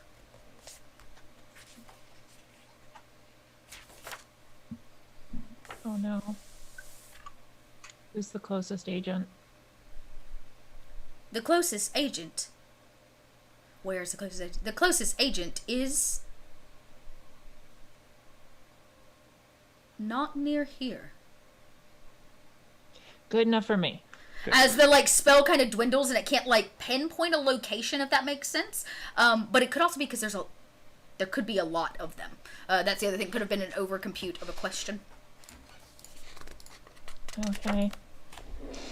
So we know Bad Warlock's not actually a warlock. We know he's a witch hunter. He has our addresses. That's really scary. He has That's our not- addresses. I don't like that. What are they doing? Are they working with? Or are they just like taking advantage of everything? They might just be taking advantage. Yeah. World with witch hunters know that we were captured and that they need to send fake letters to our parents if they're not in league with the Highbenders. They might have a double agent somewhere in there, maybe.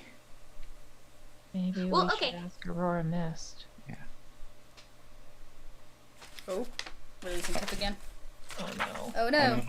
Oh, That's a great thing. It's how we're all feeling on the inside. Oh, she's moving slightly. So yeah, you definitely, you guys are asking the right questions. Oh, Experiment.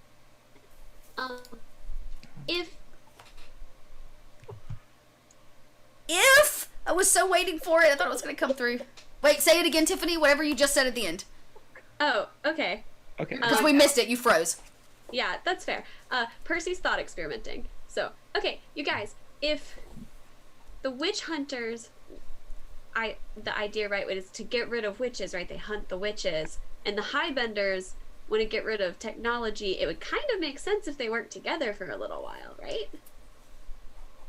Probably. They're trying to make us all wipe each other out? Especially if they send other kin to work with them, because they wouldn't be hunting witches. I don't know if they're would they also be werewolf hunters or vampire hunters? Oh, maybe they're just witch hunters. They're considered mostly witch hunters specifically. Oh, yeah. Maybe they're allied with the. Maybe they don't know they're working with the witches. I feel like we have a lot of questions right now that we don't have a way to get answers to. Do you guys want to check out what's in my dad's secret room? Yes. Yes. Dad's secret room! About this time, you can see Ferdinand was trying to sneak by the room with the body of Aconita without all of you seeing, as to not disturb your mind dump, and you catch him, like, carrying the body just past the doorway. He gestures for you to follow as he leads you downstairs into this beautiful kind of basement area. Usual basement, storage and boxes and things. But he says, I have one photo. Your father gave it to me many years ago. He said it was a key. And he walks over. He pulls his wallet out of his pocket, removes from it a photo of your mother, Elizabeth. And he walks over to an empty wall, what looks to be an empty wall. And he simply holds the photo up. And the wall begins to like rumble as it kind of insets itself and then slides to the side, the brick wall. And you see that there is about a 10 foot by 10 foot room. Currently it has a single chair, comfy chair, right in the middle of it, where clearly her father goes to think maybe or something. But the rest of the room seems to be filled with magical items. Your backpacks are there. You can see them on the floor. Her father did say he went looking for you and did not find you. That doesn't mean he didn't find her things. You see his chair. There's some books, some scrolls and tomes like inset into a wall. But most importantly, there are against a back wall chains. There's one wall that seems empty that has some kind of magical chains, and Ferdinand takes Aconita straight in, right up to the wall. He chains her feet, her hands, and she kind of hangs there limply, breathing against the wall. I don't think I want to know why Dad has those chains there right now. Do you think we should put something around her eyes and whatnot, just in case? This feels weird. I've never done this before. I feel like if we put a bag over her head, that would make it seem more incriminating. I don't think we have to worry about that. He says, I don't think she has any brain functionality. I don't know. I've never captured anyone before. Ferdinand? He says, Ferdinand. you're so pure, Raven. He takes that in and like really takes that to heart. Story for another day. Ferdinand, Yes. Did Dad find Vex? Oh. No. Neither Vex nor Mr. Whiskers came home. Oh no. I think now Elizabeth is going to try to establish telepathic contact with Vex. Sure. You establish telepathic contact for the first time in a long time. Your mind links with Vex's. It takes a second, because Vex has to also be welcoming of it, and Vex has not heard from you in 6 months. But the link finally clicks, and you can kind of see through Vex's eyes, as well as hear Vex's thoughts, and feel his feelings. He seems surprised that you're there, and Vex is flying over Willow Mist, the campus. There are no girls. It stands. It's still beautiful and pristine. It doesn't seem like harmed in any way, but it does seem empty. He kind of swoops down and sits on the edge of one of the upper ledges of a window in the dorm building, overlooking. You can hear, ah! Elizabeth tries to communicate to Vex to ask if he's safe. You realize that he's on the windowsill of your dorm room.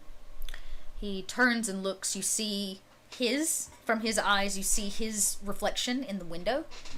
He looks healthy. He doesn't look harmed in any way.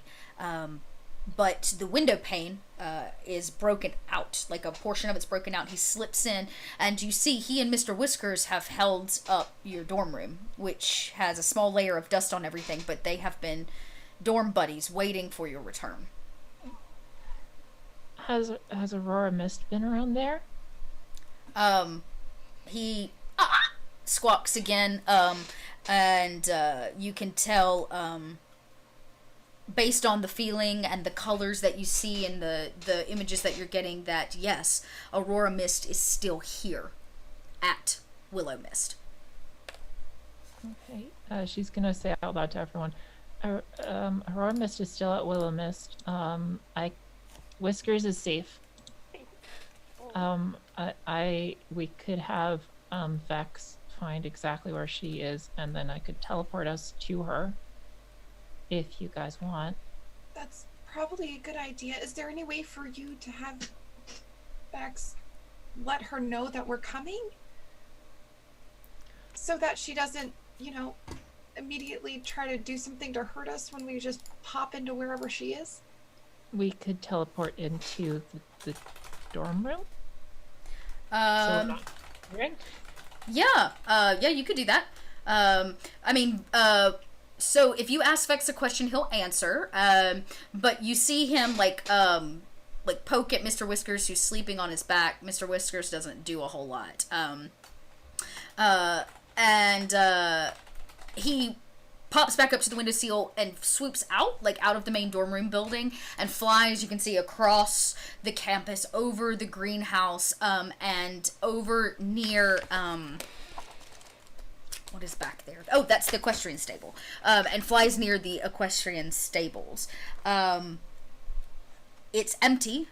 There are no horses here, no Pegasi anymore.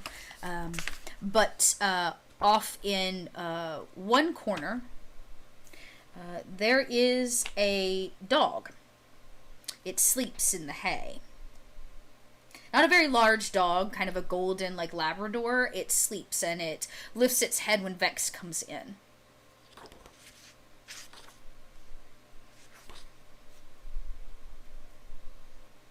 It should be noted, magical pets can speak their witch's native language. Oh, great! I don't know how Vex sounds, but, I know how Dot thinks he sounds. Does Vex have a defining voice feature?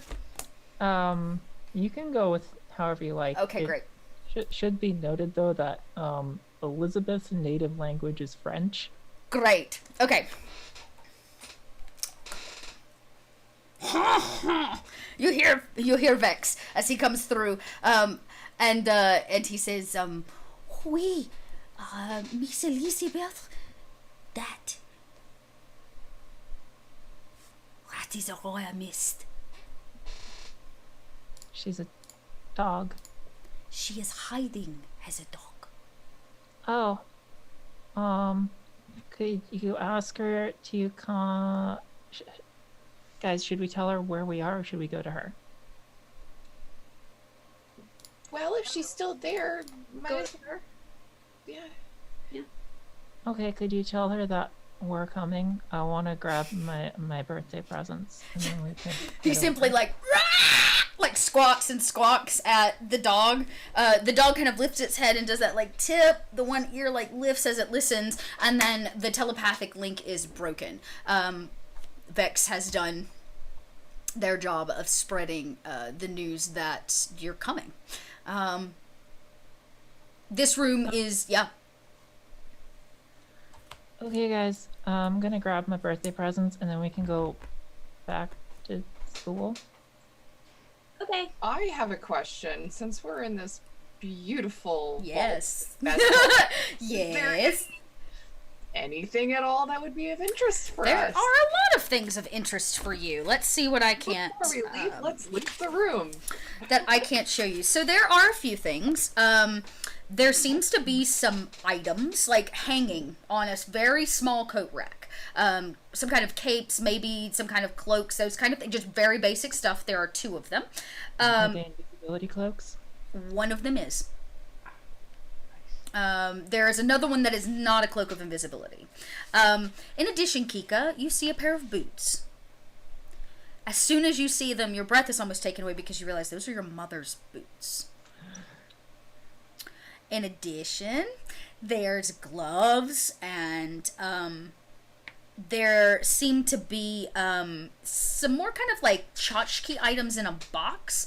There seems to be some kind of kit.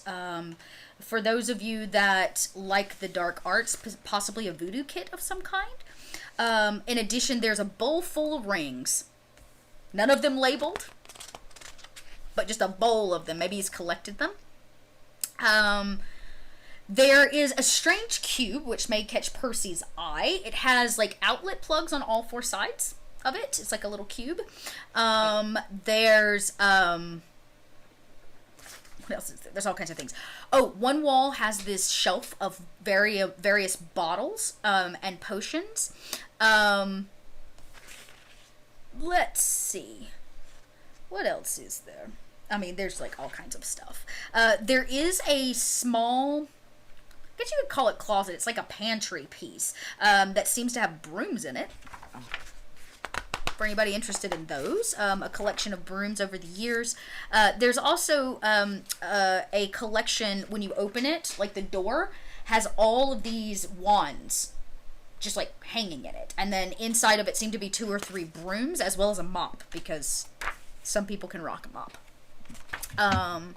So Rhodes yeah. totally grabs the mop. Yeah, you totally grab the mop. You can rock this mop. For sure. The mop, in fact, is, you pick it up and it kind of feels. There's also a rolled up rug in there as well. But yeah, you can kind of, feel it. It's not like any mop you've ever held before. Usually mops are like wooden handle kind of a thing. This seems to have, the handle seems to be made of some kind of plastic and metal.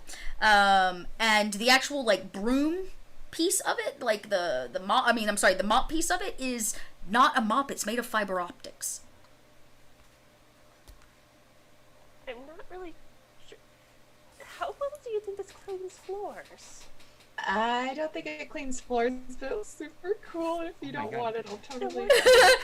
It's kind of weird. It reminds me of like when you go to like a rave and those girls play with that like weird like fluorescent light thing that's like wiggly jiggly. It's kind of like that. Yeah, it's fiber optics. All the LED whips.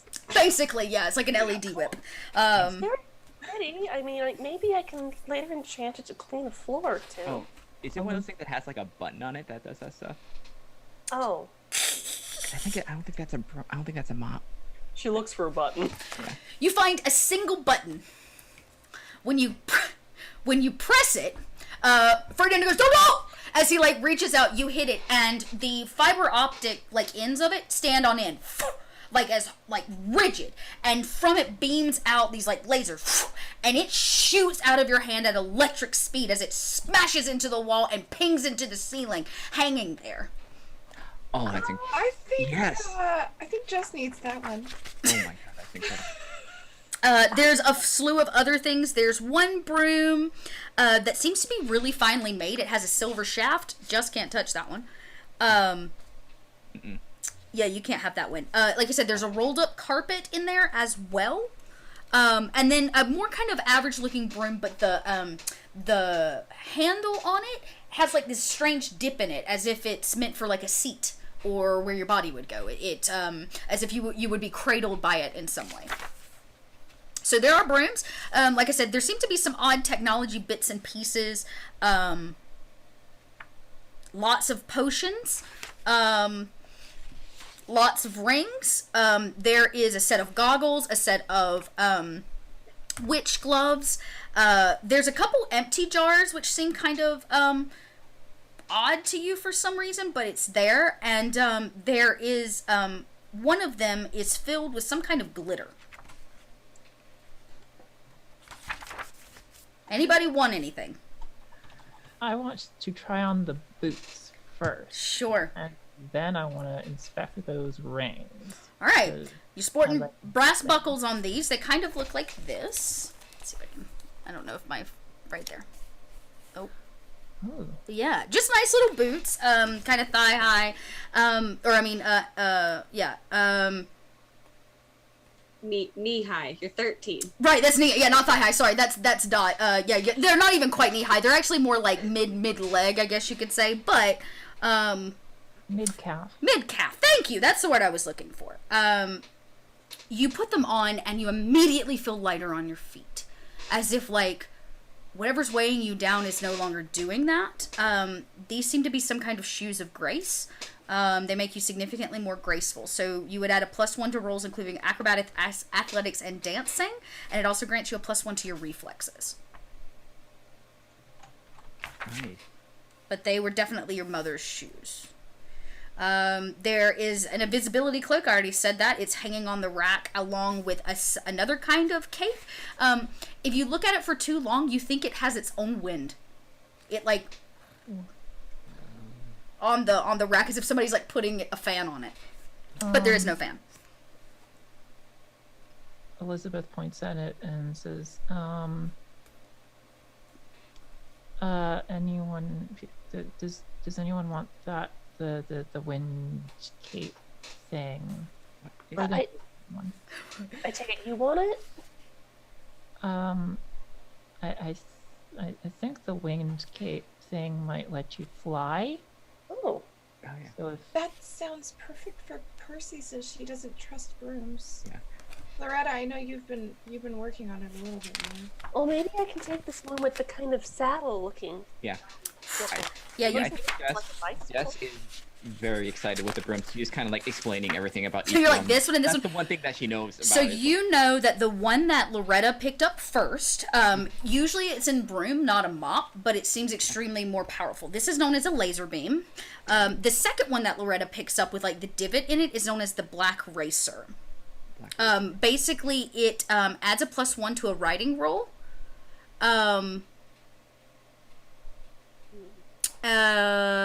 And if you're riding it near a mundane, it has some negative effects on the mundane. So, like, when they try to roll against you, they take negatives if you're riding it.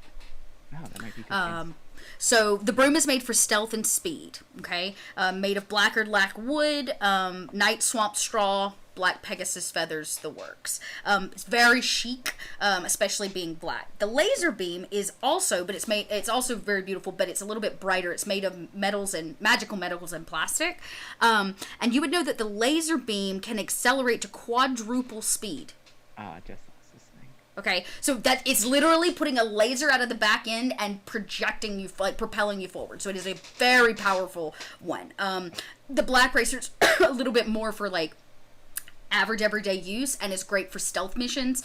The laser beam is good for getting the F out of dodge, but it does also grant you a +2 to reflexes when riding it. Yeah. Is there any Super fast. Is there anything that's not going to possibly kill me if I try to fly it? Yes, you would probably want, there's one that catches your eye. You're like holding this beautiful black broom, you're holding the other one, and then left in the closet is the rolled up carpet and this other broom. It's made of silver, the handle. It's very ornate as it like twists downwards, and the broom is, you've never seen a broom so clean and beautiful before. There's kind of inlaid patterns, almost the way that a hilt is made on a sword. It is made with bleached white straw. Oh, this one's pretty. Yes. It simply adds a +2 to broom riding. Yes, please. That's way more Loretta style. So there is still the Black Racer, and the and nobody's opened the Carbix, so I guess somebody wants that. Elizabeth has put on all the rings and the goggles. All right. Well, I was gonna say, Raven would have gone for the goggles. And... So there are a couple pairs of goggles. It looks to be a flight. There's a set of flight goggles, and then there's a different kind of goggles. These other goggles look as if your father was actually making them. There's like a small workbench where all this technology stuff is at that Percy's been around. That set of goggles looks like he's been like tinkering with them and trying to make something. The other goggles, inside of them, there's a set of flight goggles. There's also a flight helmet and some kind of key charm. Key? Yeah, it's like a charm, like the charm you'd hang on your cell phone, but this one hangs on your broom. Oh, check those. that out. One of those. The key charm prevents the is a ring that fits on the broom. The ring is magically attached to a key or a ring owned by the witch, which allows it to transport to you, and nobody else can transport your broom. It's like a call. It's like a call button for your broom, and there's plenty of them. Those are like literally they're like keychains. There's tons of them. So anybody that wants to be able to call their broom totally can. Yeah. I guess I'll take the black broom and I'll. Oh yeah, the Black Racer. Yeah, you can check out the stats for that. That's on page 63 if you would like that one. So +1 to broom riding rolls. The mundane avoidance charm grants a -6 to rolls instead of a -4. So you can avoid mundane seeing you basically with it. Anybody that tries to spot you in the sky can't, which is pretty cool. As for the rings, you start just like tossing on rings. Is that what I'm to understand? Yeah. There's a lot. One of them starts to make you just talk. You start just like, blah, blah, blah, blah, blah, just talking words. Some of it makes sense, some of it doesn't. It's known as the Babble Ring. So Percy has a babble ring. Great. What that does, it allows you to speak any language. Any language. Yeah, but she's putting all of these rings on, and it's they're all conflicting, so the Babble Ring is no longer just making you understand things. You're actually babbling out loud. So, but yes. Yeah, you start taking them off, yeah. So the Babble Ring does allow you to understand any non-animal language. There seems to be a small charm bracelet. There's also a couple necklaces if you prefer a different kind of accessory. There's an invisibility ring. There's this really kind of spooky black ring. There's a spy ring. It has an eyeball where the gem would be. Like a small, it's almost more like a painted piece of glass that looks like an eyeball. But there's also a set of friendship bracelets. Heck I yeah. have the spook ring and the charm bracelet. Sure. The charm bracelet has 5 small charms: a bird, a dog, a cat, a fish, and a horse. Each animal charm seems to move under close observation. When you get kind of close, you can see them kind of moving. You can touch the charm and turn into a normal animal of that charm's type. And we should all get a friendship bracelet. Everybody gets a friendship bracelet. That's easy. Engraved names on friendship bracelets connect them. Each person wearing a bracelet connected to her friend's bracelet can spend 1 zap point to telepathically send the group or someone in the group a message. Oh, nice. Yeah. Gain a +3 to rolls to find a friend who's connected with a bracelet. And with a touch to a friend's bracelet, give either 1 zap point or a life point. So it basically connects you in multiple ways. So there's plenty of friendship bracelets. You also picked up the spoopy ring. This ring makes you more attuned to the world of ghosts. You can see and talk to them. Well, that's good. Yep. So I'm the only person in the group who has ranks in necromancy. yeah, right. Yeah. I will say Eris, Raven also picked up the flight goggles. They kind of look like aviator goggles. They provide, among other things, UV eye protection and can be fitted with prescription lenses if you so see fit. And they grant the wearer a +2 to sight-based sense rolls while in flight. Ooh. There's also a flight helmet if anybody needs to gear up that way. Do we see anything that looks like it's really lucky? Or that would help me fly better because I still have Low flight. Elizabeth puts the flight helmet on Raven. Boop. Flight helmet. Pretty much what it sounds like. Radiant's kind of however you see it. In this case, it's Kika. I mean, since it's Elizabeth's dad that has it, I'm gonna say this is probably more of an old-fashioned, like, ace pilot helmet kind of a thing. It doubles the protective shield the broom provides for crashes and extends the shield to the witch. Even if she's not holding the broom. So even if you come apart from your broom, it helps keep you and the broom protected if you were to fall or take a crash or be brought down. Alright, as for luck, there is a huge wall of various potions and things. But there's something that really stands out to you. It seems to be this kind of like long, narrow tube. It's about this tall, and it seems to have these white, like disc in them, kind of like Tums or mints of some kind. Ah, they're jinx suppressants. You walk over and kind of pop one. They are minty fresh. They are little white kind of chalky candies. These are mind mints. Mind mints when eaten. If it is a mortal that eats it, they have to make a will roll and forever forget anything magical they've seen. Okay, so that's a plus plus. But it also can restore the mind of a witch. So a mortal, it does the one thing, for a witch, it does another. You also are drawn to... I just saw that one. Where is it?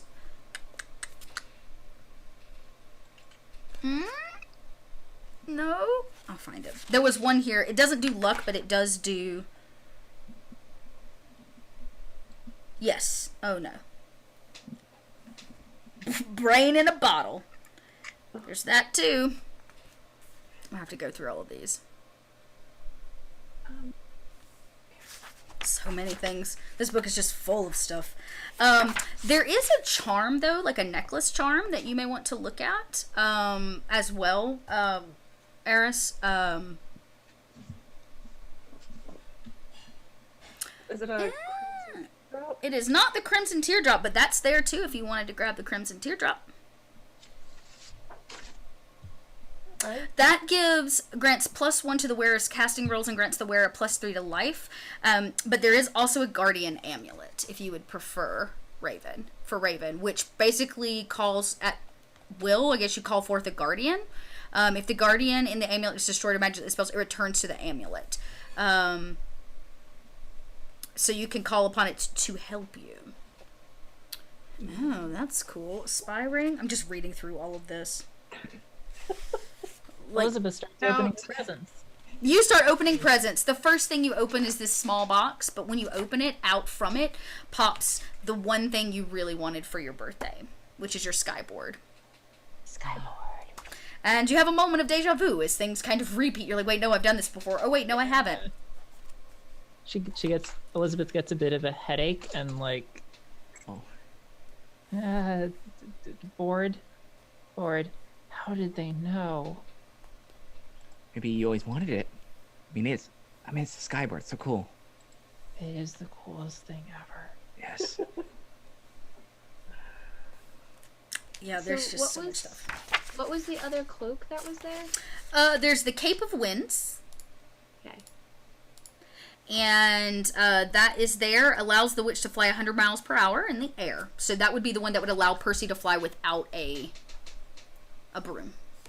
So Percy's gonna take the cape. Mm-hmm. And then what was the cube with? Yes! You pick up this cube and start to kind of check it out.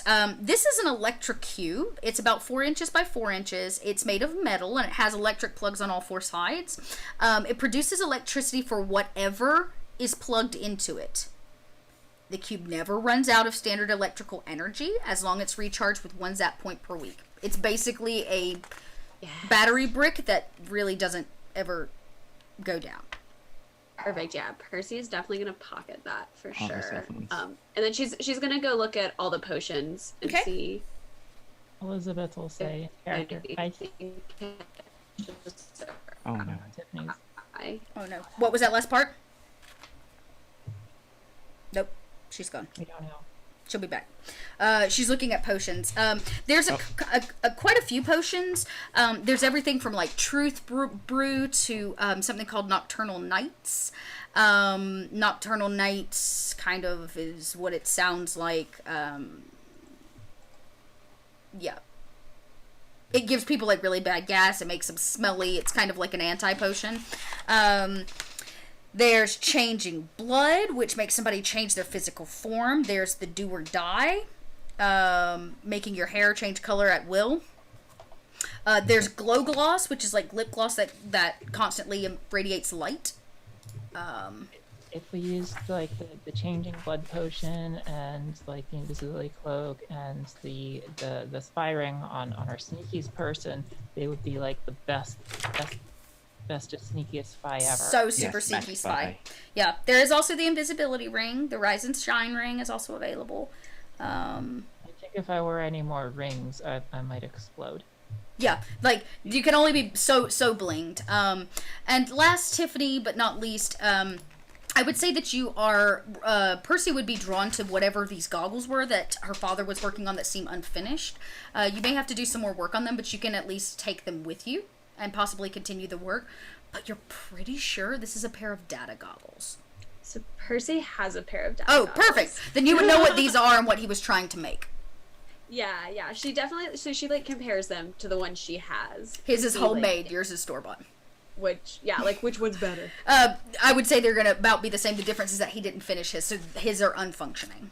But you could add some sweet mods to his. Mm-hmm. Should Yeah. probably take them anyways and just tinker with them. Okay. Probably too busy to finish those. And as you all kind of stuff your pockets, fill everything out, there is, yeah, that's probably good. That would be a good one for Raven. I was about to say, is there a wand? Because that's the other thing, too, that she could take. Raven could take as a wand, because there's a whole bunch of them as well. I have an ivory wand right now. Ivory wand. Okay, so that gave you a +1 to casting for all the alterations. That's probably the best one you'll get. Yeah. Okay, yeah. So, as you guys suit up, you see that in here he's also got things like hip holsters for wands, all these kind of amazing little trinkets and things. As you suit up, we'll call it. Each of you has a broom if you want one. And as you go to leave, and you close that cabinet door behind you, there's the rug kind of tips over and tinks aside it, and then the cabinet starts to like rattle as if something is inside of it has awakened or you disturbed it. Ferdinand, what's in that cabinet? Oh, well, the carpet, of course. The carpet? Yes, it's quite a troublemaker. Your father doesn't like to let it out. Like a flying magic carpet? Well, yes. It's a bit of a prankster, you see. Never really does as it's told. Okay, then we should leave it in there.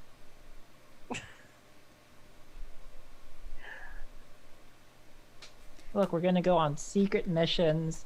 We're supposed to be pretending to be dead. We don't need something doing pranks. Perfect. I'll let you guys have never done a prank. Charm bracelet?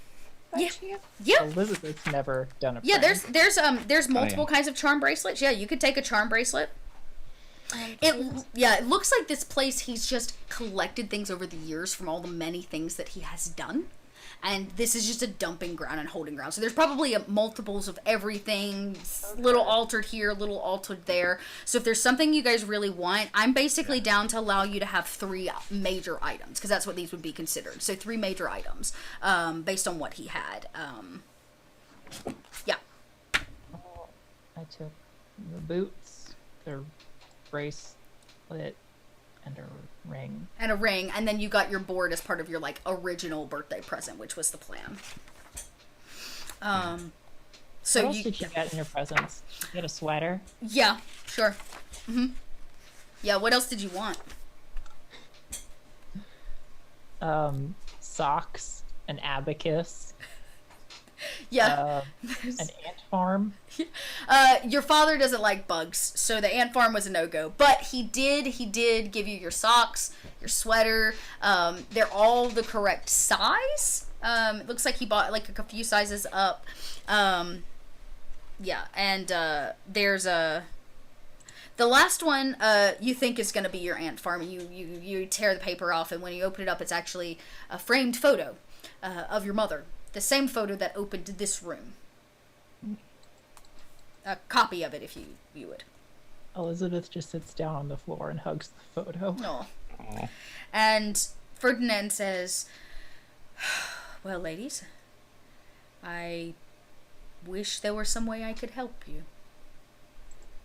But I'm afraid that I've done all I can. Oh, and I made PB&Js for the road. And he holds up like a brown paper bag full of PB&Js with the crust cut off. You did so much, Ferdinand. Sometimes I feel it is not enough, Mr. Just Toss. stay safe. Don't worry about me. Old Ferdinand's got a few tricks up his sleeve. And he says, come, let us not waste time. Where are you ladies headed?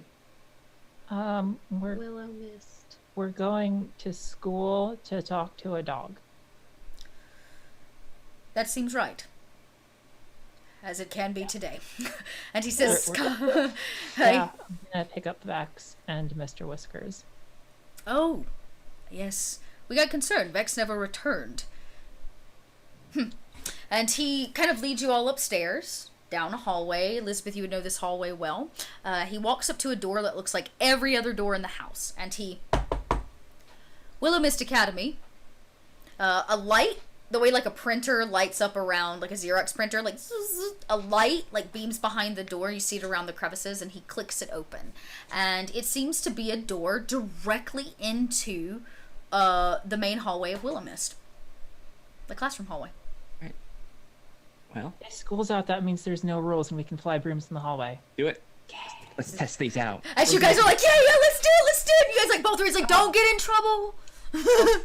Before Raven Get goes, in trouble, there's no school. before Raven gets on her broom to zoom straight through that portal like she wants to, she goes up to Ferdinand, takes her PB&J and says, "Thank you, Ferdinand," and gives him a big ol' hug. Oh, he kind of hugs you back awkwardly. He's a very large man. And he says, he kind of pats you on the head. You're most welcome. And then she jumps on her broom and zooms straight through. Oh, you hear him sigh afterwards, and the door clicks and closes. And the five of you race. Are you going straight to the stables?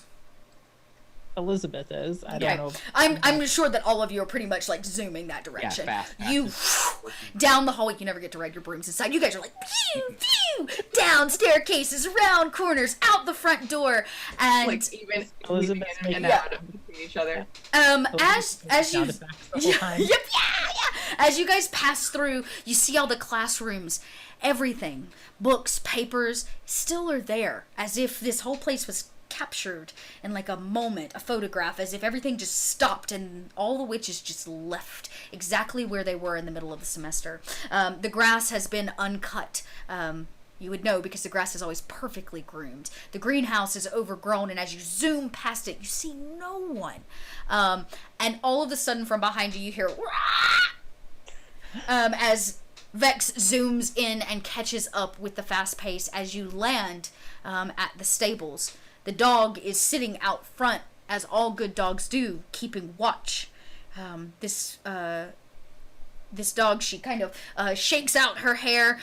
She's not wearing a collar, all the way down to the tip of the tail. And in one like swoosh, the like golden mane of this dog turns into the hair of Aurora Mist, and she kind of like stands up.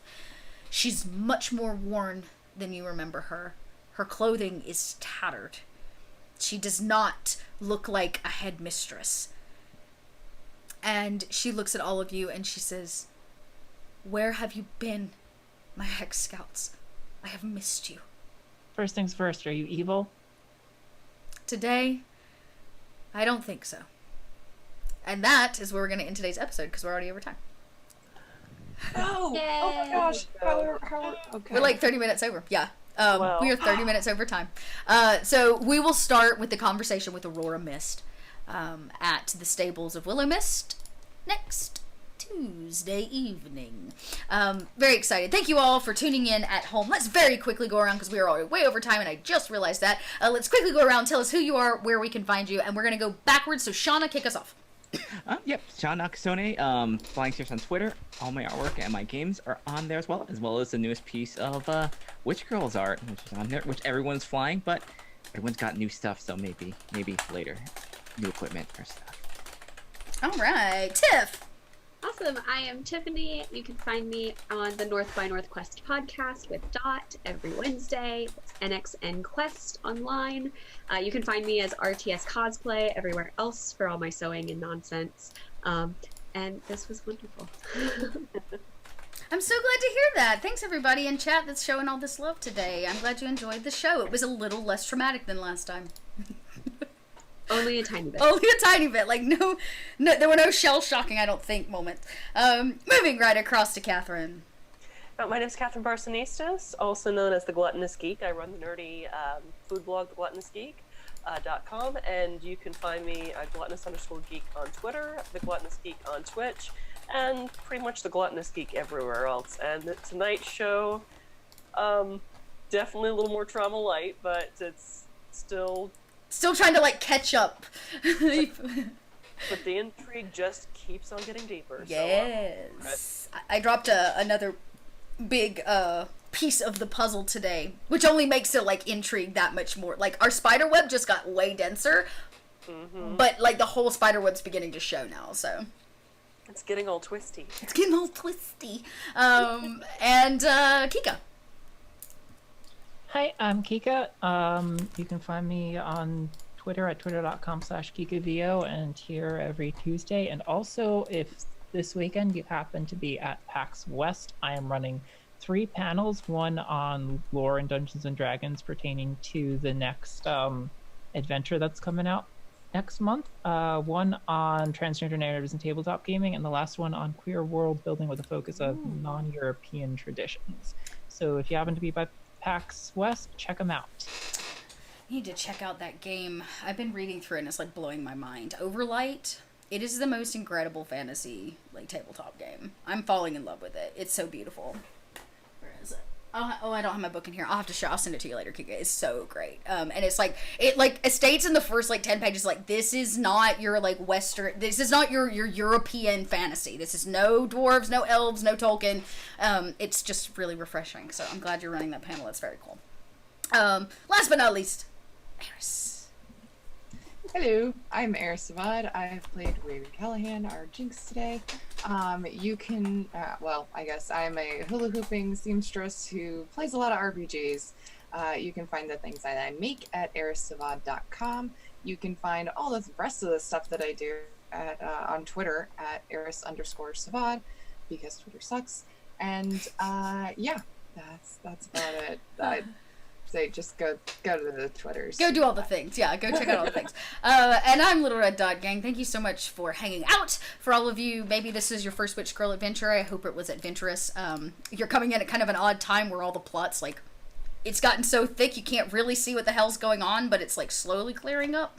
So yeah, thanks for joining us. We'll be back next Tuesday, 7 p.m. Eastern Standard Time.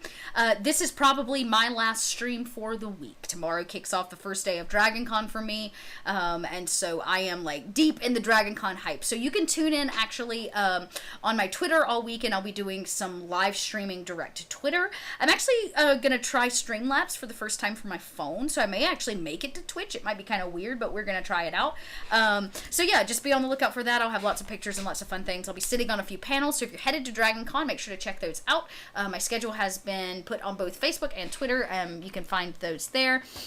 And more importantly, if you want to keep up, I will be on my Discord kind of all weekend sharing all of the crazy shenanigans. So come hop in our Discord. Come join the Dot Lot and a good community where I'm pretty sure they keep me they keep me going versus the other way around. So I genuinely mean that. So thank you all for being here tonight. We'll be back next week, and until then, I should also mention next Tuesday we continue this, but we're also launching the first full season of Scum and Villainy on Wednesday evening. So you get us twice next week as well. So yeah, I totally forgot to mention that, and definitely should. In addition, I've got some big other announcements coming up. You can get a sneak peek of those if you watched all the way through Sunday Funday. I revealed a super secret thing coming up, and the full Dot schedule for 2020 is being worked on as we speak. I've got like 6 months of games to play. I need everybody to know that. Like I started laying calendar, like 6 months. I got 6 months of games, so I gotta figure out a way to play them all. Alright, that's it. That's all for me. Thank you all for tuning in, and remember, be nice, or be a toad. Till next time. Bye, gang.